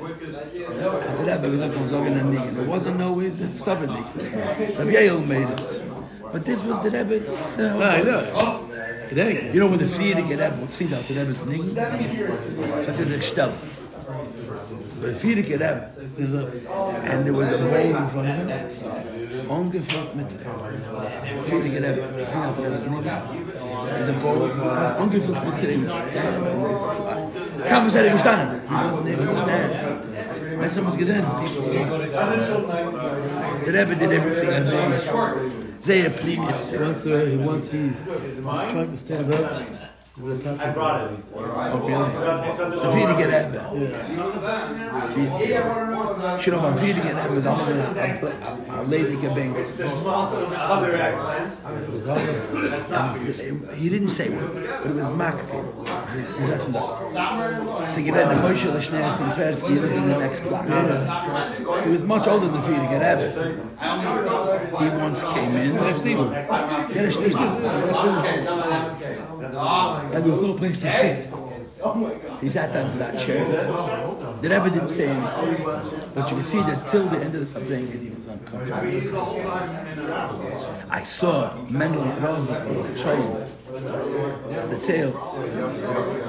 Mendel Maroza went to that stuff. They bought the house, he went. And he called up his sisters. He was a little boy. His sisters were old. And he told them, Rachalei, ich bin in Stubben and stuff. They had moved the walls. They couldn't. He was trying to get his sisters to help him. I have a video of him in the Rebbe Rashab's house, trying to remember how it was all those years before. So it's a vision of the Meisels. The mikveh, the bedroom, the way the rooms, they had moved the walls. So he was trying to remember how it was. The sisters were much older. They were Krishna, he was in Sheni. And they were might have lived till 100. And he called them up and said, help me figure out what's going on. But it was hard for him. They found by a chance, no? They figured out. But the water was still in the boys. For some reason, the mikveh and that stuff, they don't raise the water. If you want a table, you have to do pitcher down at the line. There's a mikveh there, but they don't make it comfortable. There's a table and so wait. So he said that meant on the tail. As in the Rabbi Chani was so close to the Friedrich Rebbe. The Tate geworden sehr schicke. Mendel Maroza says. The Tate Rabbi Chani. Chani was Adam Gadol, was about Madrege, very, very schicke. And there was a Farbrengen, and the Rebbe was there. And also in that stove, there was always a chair that sat empty, and they got up to dance. And the Chani was very shikir, so he fell into that chair. And the Rebbe said, Chani, don't say that. What was that chair? What was On the staff, nobody said that. The Fedish. One of them was for the Rebbe to say, I don't know. He had it in New York also. I either heard it from somebody that he walked in and mentioned no place to sit. He sat in that chair. The Rebbe didn't say anything to him. But till the Farbrengen finished, he got up. It's always a mission. But the Mendel tells the story. He witnessed it. Tati was there, shaking. He fell down on his chair. And the Rebbe had finished this. Sitting in a different chair. My father went to Rebbe. He said it's hard to understand, but Yeah, he said, he's talking about I was a question. parents had no children. How many years? 2 years, 4 years. They had to feed their children. Did he come to the children's weddings? Did he come to the children's weddings? For sure. You know his story? Yeah. It's Pellet. You know his story? He didn't have children. He didn't have I children. have children, companies. My parents also have children. So somebody came to the Rebbe, Nishka Lubavitch, and asked him about the children. And the Rebbe told him, we will dance at his children's wedding. Oh, you said, so he came, right? He came. The Rebbe came to in a dream 3 times. We made up, you're going to come to the wedding. So he showed up for less than a minute. This time, Gott not the Beinecha, Reish Bnei Yisrael. I'm zugewandt to Reish Bnei Yisrael, Reish Bnei Yisrael. Simpson used to Simpson used to say, Did your father learn in the Lubavitch? no, he told us, and the Lovitch, Rabbi Rifkin, told him, that's how he got a shot. He was 40s, he took it in the early 40s. He got married before he was 40s. So, 40s, he was he lived in Baruch. Go to that's when he slept. Those days no highway. Was a bus. Whatever. By the way, your father was probably your father's parents. Mine was born. Who's your mother? She's Schumann Spaghetti. So I'm saying, she was born over there. So you say you Life was there. was so hard. Did I forget how hard it was? What is the broken windows? Yeah, that's Giuliani, broken windows. That's what he called it. Yeah. Quality of life crime, that's how I remember. Broken windows. But in Avodas Hashem, it's a great Geirah. Metacht, the greatest Sachen. You said before about the Frederik Rebbe, about how great he was a writer. So I watched once, they did like a series of lectures of Chabad in a university in Israel. The guy was talking about the Rebbe. So he said it's a shame that Frederik Rebbe became a Rebbe because he could have been one of the greatest writers in the world. He said it's a shame he became a Rebbe. Hebrew.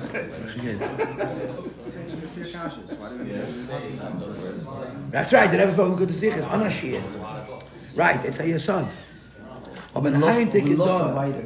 It is We lost a writer. a You listen to him like, wow, he doesn't even like. My best line from the Yisham is that it's Tisha B'Av, right? They asked, okay, who's going to say Eicha? Mashiach. Yeah.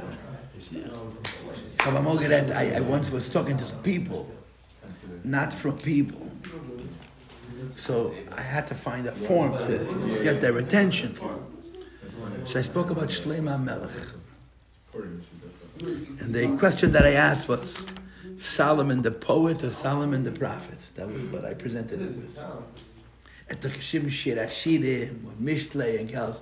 I had a friend who once told me that Kelis is a perfect book, except for the last pasuk. It ruins. What's the last pasuk? You ever read Kelis? Read it. Kelis is V'ra'isi Yani.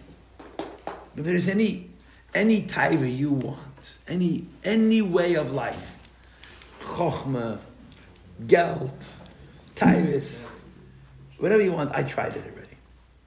Hevel, avolam, omer kelas, hevel, omer self baba maises. The whole sefer is 12 prakim, goes through different things that people are intrigued by, and every time he says, hevel.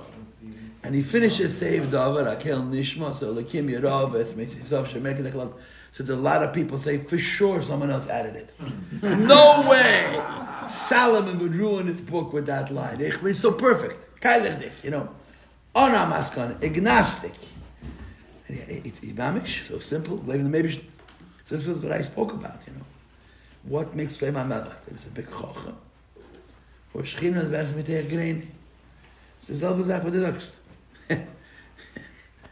If you don't connect to it from there, right? I saw in Kfar Chabad many years ago. I'm in the terrible position now where I'm a source for stories. It's shrecklich. If I remember my source, it's good. I have to know where I saw every story because now Rabbi Paltiel said, I saw it in the Chabad magazine. They did an interview with a Jew, a whole interview. He was an academic, a chacham. I don't think he was from. In the Tov Shins, the Rebbe knew all the chachamim of New York. The Yidden, who were smart, whatever chacham they went, the Rebbe knew them. The Rebbe would go into the city a lot. The Rebbe used to go into Manhattan a lot. He visited JTS, he was looking for Kisayad. The Rebbe knew all the smart people. By smart people, I mean goyim, not like I'm smart. Lieberman from the JTS, Azacha mentioned. And a lot of I have a friend who told me that there's a guy named Rickover. Rickover made the first nuclear submarine with the Shem Shabbos. And he lived in Crown Heights. A guy told me that he went to Boston and he saw the Nautilus, that's what it's called. It was on display there. There's a little plaque that reads, this submarine could not have been built without the help and the encouragement of MS. Wow. And this guy swears it's to them. Wow. So I made the mistake of repeating it. So some guy on his computer found it, and he went through the whole ship, and he couldn't find the plaque. The mice in the Thames. The guy told me he witnessed it with his eyes. So the story that they had in Kfar Chabad was a Yid was sitting by the Rebbe a night or two before Yud Shvat. And the Rebbe says, you know what's going to happen? What's going to happen? I'm going to take this job. And you and I will never be able to talk again. The EU and the Rebbe from the Chochmah, whatever Chochmah it was, people used to come to 770 to talk. All kinds of Chochmah. Chamal Gehet Amaiseh. These are beautiful stories. I mean, stories are just stories, but they're still nice. A guy rolled into 770, and he wanted to talk Kiddush HaChedesh L'Aram. So you know where Meir Halik's closet is. Kiddush HaChedesh, before the guy could say, we took out a pencil, and he made a diagram on the wall. Whatever he put on the wall, and then they had a conversation. I heard from people that diagram sitting on the wall for decades, till it was painted up. The Rebbe Pashat made a picture on the wall in that closet where You ever made a picture in Meir Halik's closet? where they kept their wine. I know that. On the wall, said the Rebbe Pasha made a picture, and then he had this conversation. I don't know if the story is true, but I didn't make it up. Someone else made it up. When that diagram stayed on that wall till someone didn't know who made it. It sat on the wall for years. So the Rebbe says to this Chacham, I'm going to take this job. And that's it. So he says to the Rebbe, don't do it. What did us? This is before you Before Yishvat. So the Rebbe knew ready to take the job. A couple of days before. But the Rebbe didn't want to take the job later on. Zayin, Ches, Tes. But the Rebbe didn't want to take the job later on. So why is he telling somebody they'll have to? No, not before the Fidiger passed away. Ah. Before Yud Aleph. Aleph. 2 or 3 days before the Farbrengen. That's a question. I once heard a story for Shem, you question about it? Och and Vei. The famous story about Rebbe by the Rebbe's bar mitzvah. The lady told him something. Right. Nobody knows what. So, okay, you have something on. So there's different girses. First of all, the Rebbe. Let's first talk Come back to that facts. story.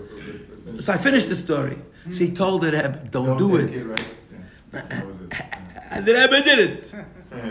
The Rebbe did it. There is. I will send you. You'll send me your email. I have on my computer saved a PDF. In the Yiddish Shehem, there was an 11-part series done by Nun Ben Yechen. Nun Ben Yechen is Nissen Gordon, called the Zibite Lubavitcher Rebbe Shlita. It started coming out in Yutes, and it continues till Chav Gimel. He interviewed the Rebbe's mother. So the stories in that collection are from the Rebbe's mother. The story is in there. So don't believe me, don't trust me. Send me an email. You know my email address? Paltiel@gmail. I'll give you my card if you want. Yeah, I'll take your card. I'll actually. There's for you not take a card. Is that real good? You have a fax number there? I don't have a fax number, but I have email or WhatsApp. And I saved it on my computer. I'll send you the whole PDF. It's 11. It's long. It's in Yiddish. It's moidendik.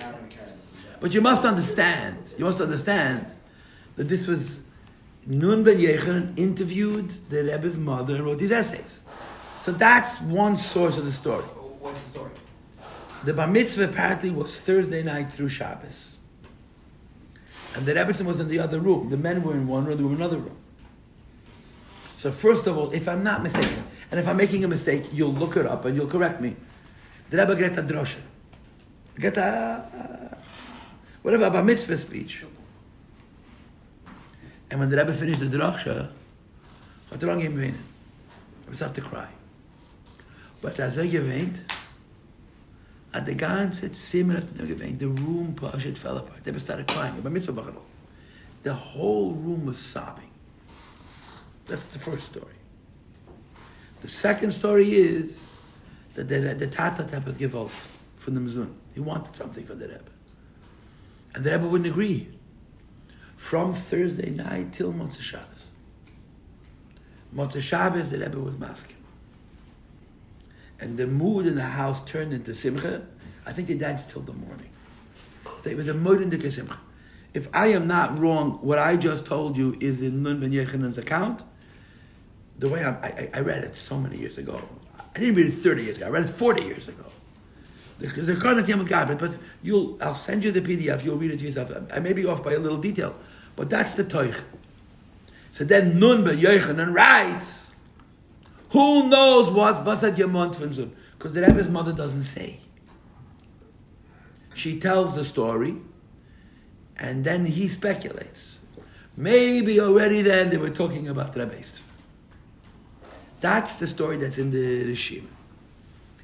There's a shmua zwischen Chsidim, as that jemand von him poshet. You say this poshet is What? simple things. Poshet Yishmaim. And it took a while. I didn't have the Shmas given. So, what happened? I wasn't there. You understand? I wasn't there. It's all speculations. So from this thing comes speculation that because I always heard that Rebbe's father told him then that that's what Nun Ben Yechanan writes, but he writes it as a hashara. The Rebbe's mother didn't tell him; she didn't know. He writes it as a hashara. She didn't even know. What we heard is that when the Rebbe got engaged to the Rebbetzin, so the mother went for Naden. So we had doch schon kein Geld. Ich meine nicht Geld, ich meine Rebbiste. Right. So put it in writing. Pretty says, I have another item I can't put in writing. So how will we know? He says the Chassidim will know. Right, so this story is printed twice. Okay, so I was about to ask about that next, okay? I got so much, when I told this story the first time, publicly, so some guy tracked me down and he says, I'm ruining the whole Lubavitch. The ganze Rebbe geworden neues Kodesh. I don't understand why. I heard the story of the Chatchila from Yossi Kazen, Oliver Show, who's gone maybe 25 years. Yossi Kazen heard the story from Kosheminsky, who heard the story from Chaim Liebman on his deathbed. Chaim Liebman is one of the witnesses that heard the story from the Rebbe. On his deathbed, he told a story that he was in the house, and that his mother came, and she spent a few weeks to see the house, and to cook in the kale.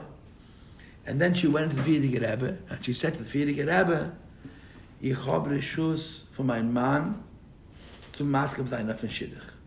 I have permission from my husband to agree to the Shidduch, but I have to insist that you give me a dowry. So the previous Rebbe said, I have no money.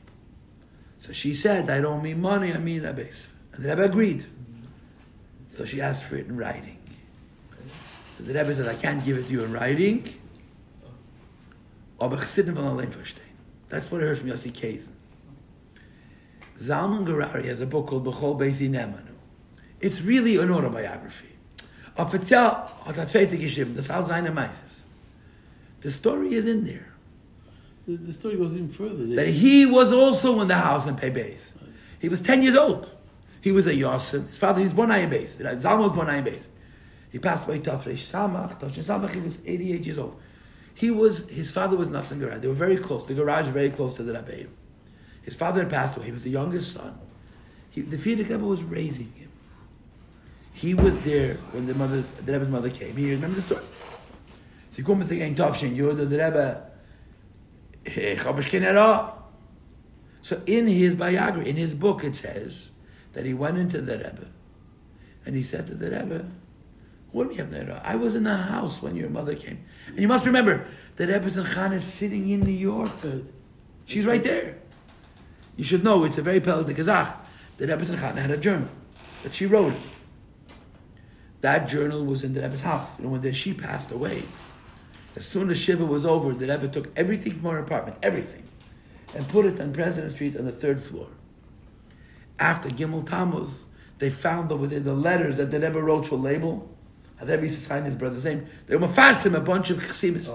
They had it was on the 3rd floor. So they gave it out years ago. But they also found her journal. And they printed Lahak. If you go online, Google Lahak, the Shemas of the Rebbe's mother, you could see it. She used to write in her journal very intermittently, but it goes till Chav Gimel. She wrote the entire year, from the time the Rebbe passed away, that becomes the Rebbe, there isn't a drop of ink. She was here. She saw the Shmutz, and she was completely on the Rebbe's team. Right.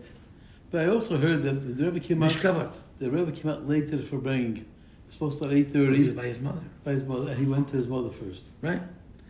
For 50 minutes. Right. What did they talk about? You don't know. In Svara, Yeah. he was on Tat. The Rebbe said probably, I think, the Rebbe came almost an hour late to Farbrengen.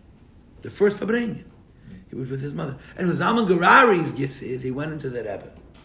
He said to the Rebbe, he said, I was there. Right. But his girsa was that the Friedrich Rebbe said, by uns avart is avart. The girsa which Chaim Liebman said was, Chassidim will understand themselves. The girsa Zalman Garari is amirase legaveya. The word from a tzaddik is a kinyan. I give you my word. It's not like most people give you a word. Weißt du, the Chazal you have. Dvarim aniknem ba'amira. Has to be b'shas chedvesa. Am Rebbe's avart is vart. Am uns avart is avart. So he told us all to the Rebbe. And the Rebbe answered him, it's a nice story, but I didn't hear from my father. I heard from my mother. I heard from my father. So but I did didn't Rebbe agree that he heard from his mother? He just said, there's a story that I read, which is so sweet. It's a good story. My memory is not what it was. I used to have a very good memory. I forgot if I read it or if I... Stop talking about it. Yeah. So that's been reading it up. You said it before. But there's a story that someone went over to the Rebbe and spoke to him about being a Rebbe.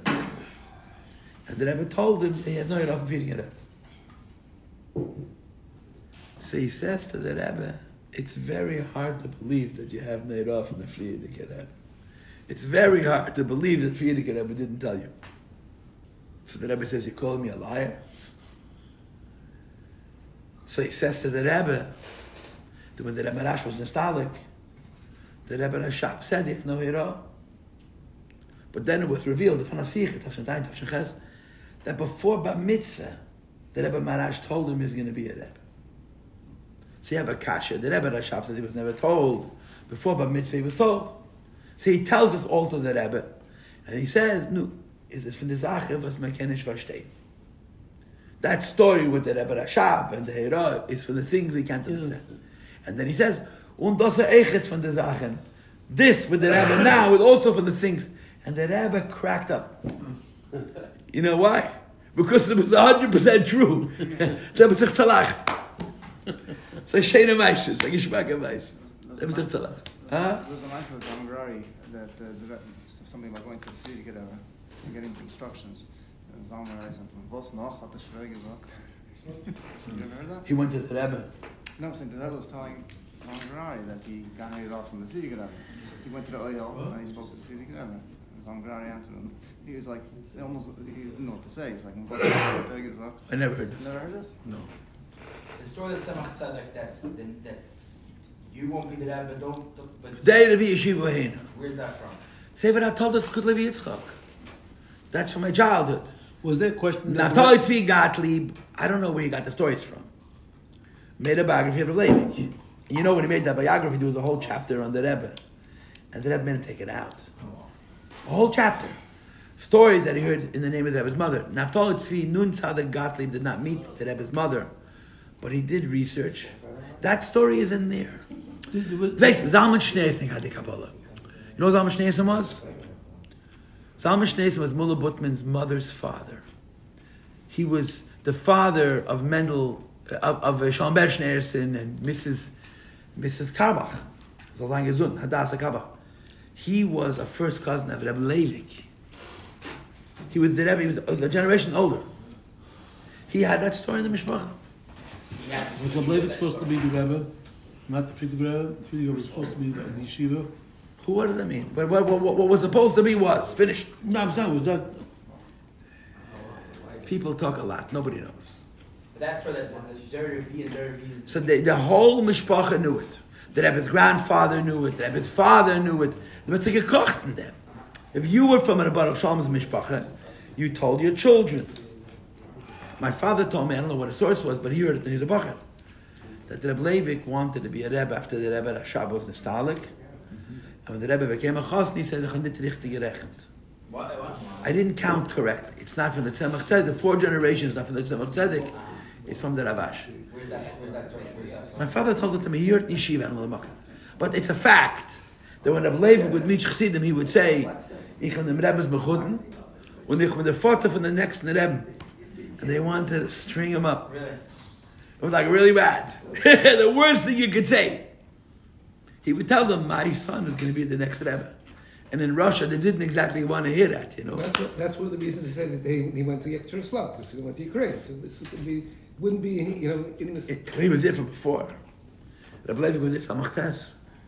The Rebbe told him, I remember he spoke. But the Tate gave him from the wichtigste Chassidim from the Rebbe Nishmasei. The Rebbe spoke about it. Why didn't the Rebbe go ever see the Rebbe Rashab? So again, we know, but there's a sefer called Yemei Bereishis, which is called all the stories that could have happened. It was given out right after Gimel Tammuz by life from Menashe life. It's a Chassidic young man. He was in yeshiva when I was 770. Every story is with a source. But by stories, da wissen wie Leute Marketer sein. So he has there in that story that somebody asked the Rebbe's mother, how do you have such a gerot and a kind?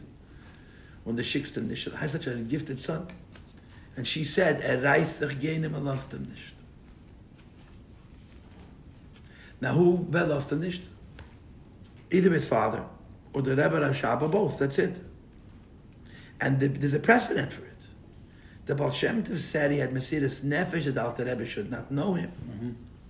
And I heard from people that the Shmuel walked out of the Rebbe once, white like a ghost, in ganz unbelievable. So Leibah said, Shmuel, what's the Geshen? What happened? He's the Rebbe hat mir jetzt gesagt, dass der Frieden und nicht gesehen dem Rebbe Nishmasei. The Rebbe just told me he's happy he never saw the Rebbe Rashab. And if Shmuel was a chassid, happy that he never saw the Rebbe Rashab. You heard this from Leibah? No. I heard from people. Weil es wohl gestellt in his kasha zum Shved, that's what he said. It would have disturbed him. I did not hear it from Leibah, I heard it in Leibah's name. But it's a story that a lot of people tell.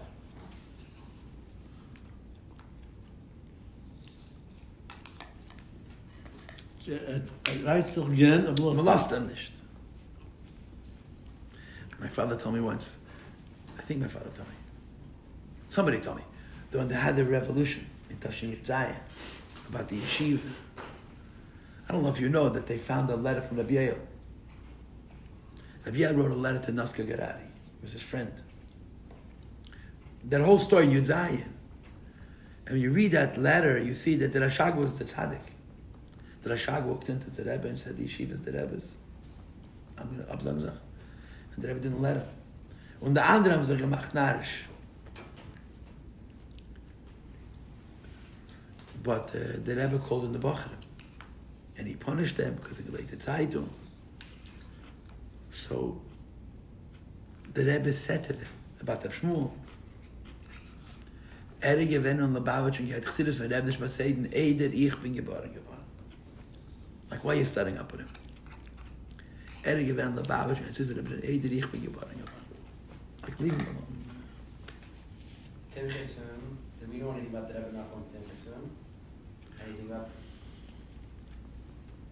I just heard a story from Rabbi Edom when I was here about that, but I was curious if you... Tell them.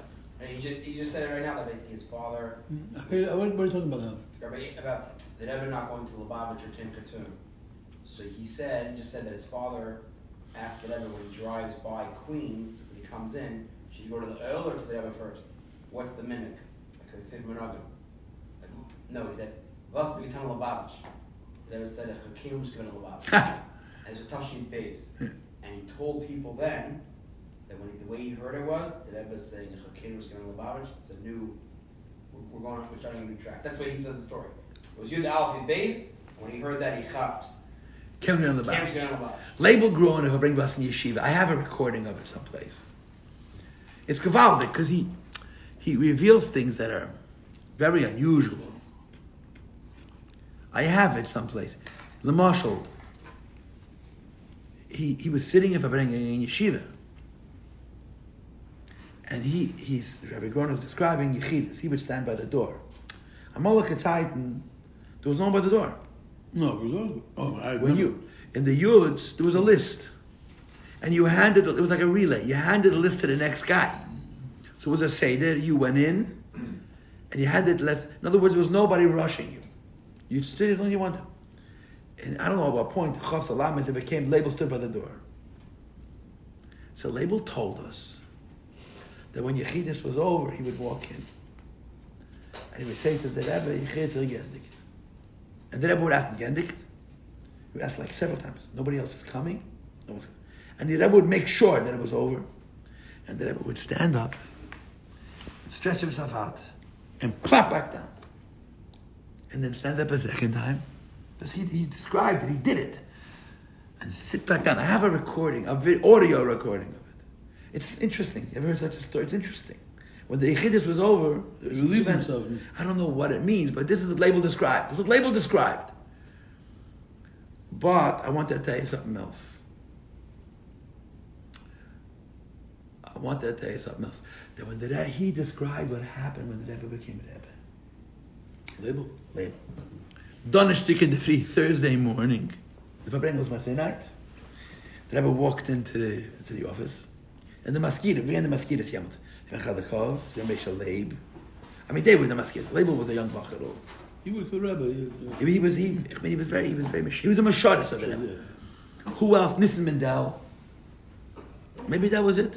Label was already working for the Rebbe. From before Tafshin Yud, from Tafshin Chesed, the Rebbe used to use. And the Rebbe said to Tashmeichel, "Nu, mit darf machen a neuen blank. You have to make a new stationery." Because that intermediate, the Rebbe used either Merkez or Machane. When the Rebbe wrote letters, he used the stationery of Merkez or Machane. Machane and blank. So somebody said to the Rebbe, I'm assuming it is a Meshal Leib, but Label was present. So the Rebbe, the Rebbe should say what to do. So, again, I have a recording of this stuff. I'm making a mistake. If you'll bother me, I'll find it and I'll send it to you. I have to look through all my years.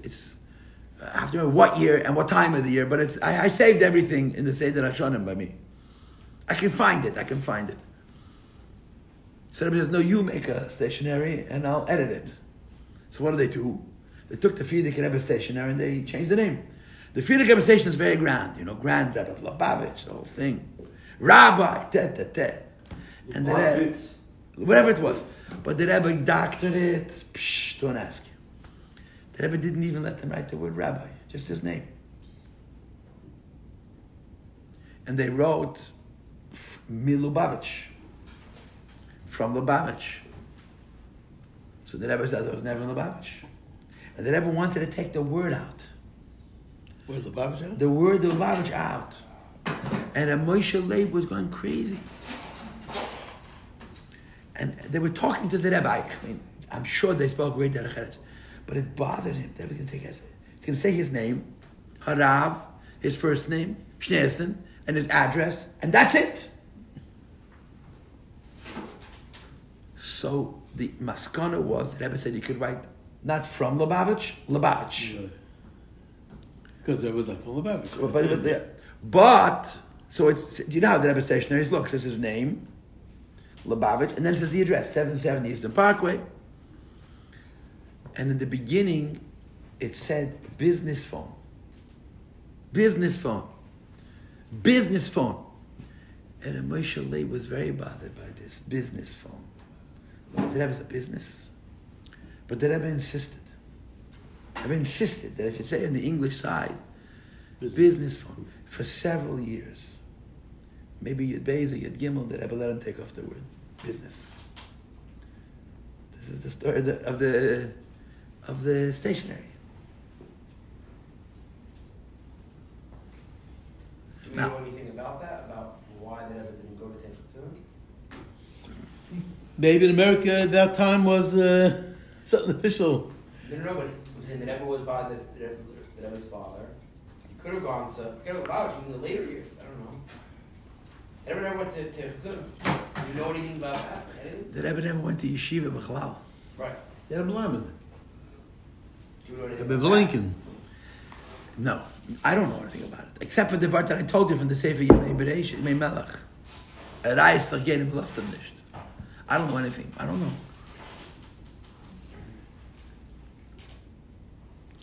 They have a Rishimis. They came to the Frierdiker Rebbe. The Rebbe and Label came to the Frierdiker Rebbe. And they would stand behind him. Van Asiche in the Pace, which is printed. And it's in the Sikh, in the footnote, it says, Omar Laharamash. He says to two people, Sa'arachmones of Eich Bechlal und of dir befrat, was it nicht gekannt am Tag. It's in the Chamas, and it's in the Sikh. The Rebbe is writing about the Rebbe. The Frierdiker Rebbe said it, and someone wrote Hanocha. Omar, the Ramash, the Rebbe and his brother, Sarachmonos of Eich Bechlal und of dir befrat, was it nicht gekannt am Tag. They would stand by. But there's a shemis, people write.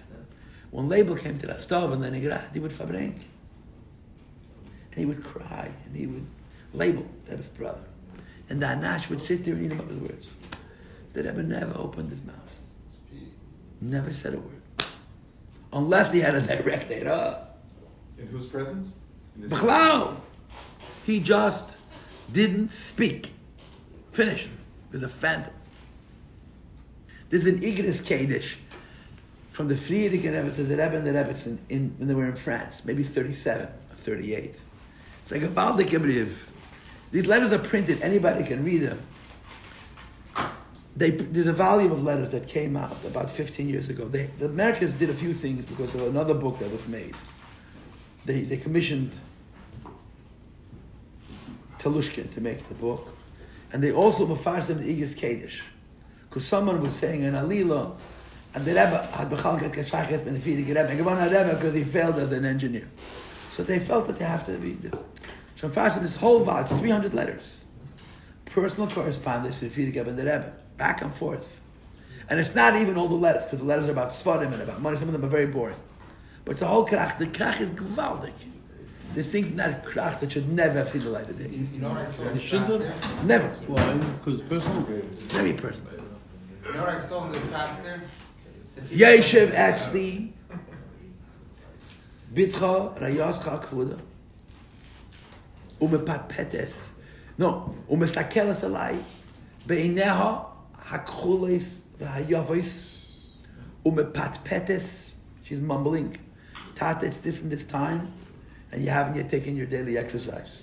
He was ill. Nobody has to see those words. It's so beautiful. But we need those letters. It's gefällig. But 1 second. So there's a letter where the Frierdiker Rebbe writes to the Rebbe and the Rebbe's that a man whose name is Kach V'Kach. And he's a very interesting person. He's an interesting person. Thinks very highly of himself. Loves to talk. But you could get good things out of him. And I told him about you. And then the Rebbe writes, he lives in Paris. I want you to go to see him. And I want you to talk to him. But I want you to... The Rebbe's writing this to the Frierdiker Rebbe is writing to his children. His children. Go to his parents. And then the Rebbe writes, Wie viel de schwier Eier schweigen? Von Eier schweigen geht gar nicht da raus. He's talking to the two of them. When he wrote in Yiddish, he's talking to both of them. When he wrote in Hebrew, he's talking to the Rebbe. How long you get? Nobody. Talk. Talk. Meet the guy. Talk. Red, Farbrengen. You were going to say something. Over there, the Frierdiker Rebbe gives them brachas to have kids. On and on. It Then stops at a certain point. and never. Right. Like, it was almost a bunch of letters, brachas. But it's very quick. It stops quite early. It stops very early and it stops and it doesn't... Yeah. One of the interesting things in the krach is that the Frierdiker Rebbe is writing them letters. Like a father. They're so warm. And he says, I want you to write me a letter every day. Long letters. I want you to tell me everything is going on in your life. And they don't do it. So I will, a few weeks later, weiter Rabbi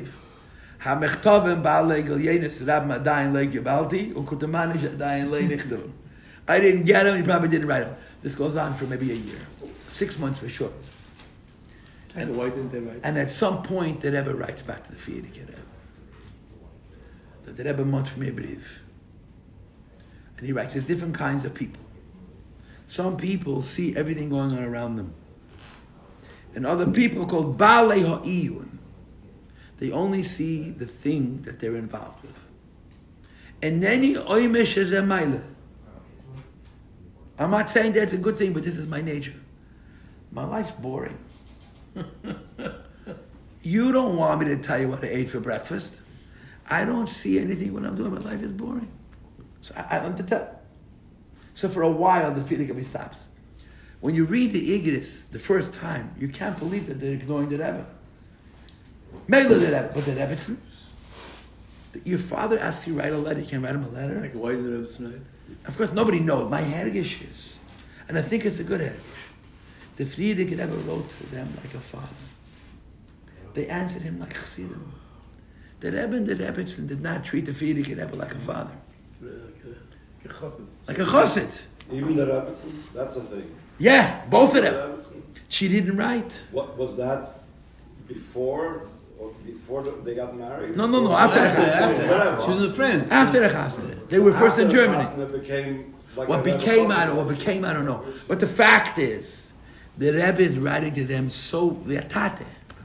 Once they finish, they push it, don't answer. And at some point, he just stops asking. I think it's, to be a kind von a Rebbe, or a chassid, it's one of the greatest. There's a beautiful, beautiful exchange. I think it's Tzaddik Beis. Where the Rebbe wrote to his father and to the Frierdiker Rebbe about the inyan of Shminis Shebeshminis. The Rebbe figured out that he's a Talmud Chacham, he figured out. Talmud Shminis Shebeshminis. So he asked his father, what does Shminis Shebeshminis mean? The Gemara says, Kol Talmud Chacham, She'em B'Shminis Shebeshminis, and Talmud Chacham. So the Rebbe's father wrote a whole Megillah, up in Kabbalah. And he wrote to the Frierdiker Rebbe. And the Frierdiker Rebbe answers, B'Negeya, das du schreibst in Hebrew. Kisheni Pogish Nidaber Ponim El Ponim. When we meet, we'll talk face to face. I'm not writing this down. Kisheni Pogish Nidaber. We have this a few times. You can see the kesher, the connection. Did ever go to university? Is it? I once heard the Frierdiker was involved. Is that true? So I heard a lot of things from a lot of people. And a lot of people have Kleber's documents. I don't know what the facts are, but it looks like the Frierdiker Rebbe didn't think it was such a good idea. When he came to America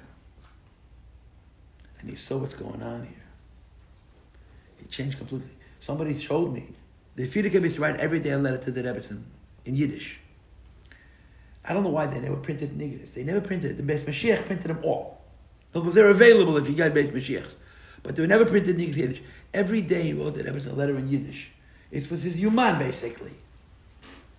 And that Vanavart, the Frierdiker Rebbe is describing what's going on in America. And he writes to the Rebbetzin, Unser Mendel, mit sein Wissenschaft, wird sehr einnehmen. Unser Mendel. Whatever word, I don't know the word einnehmen. Unser Mendel, he writes to the Rebbe, his wife. Unser Mendel, mit seiner Wissenschaft. So I heard from people that after the Rebbe was in America, his yachas to the Rebbe is, the going to college was from the Rebbe's father. Yeah. From the Rebbe's father? There's no question. Okay, so what,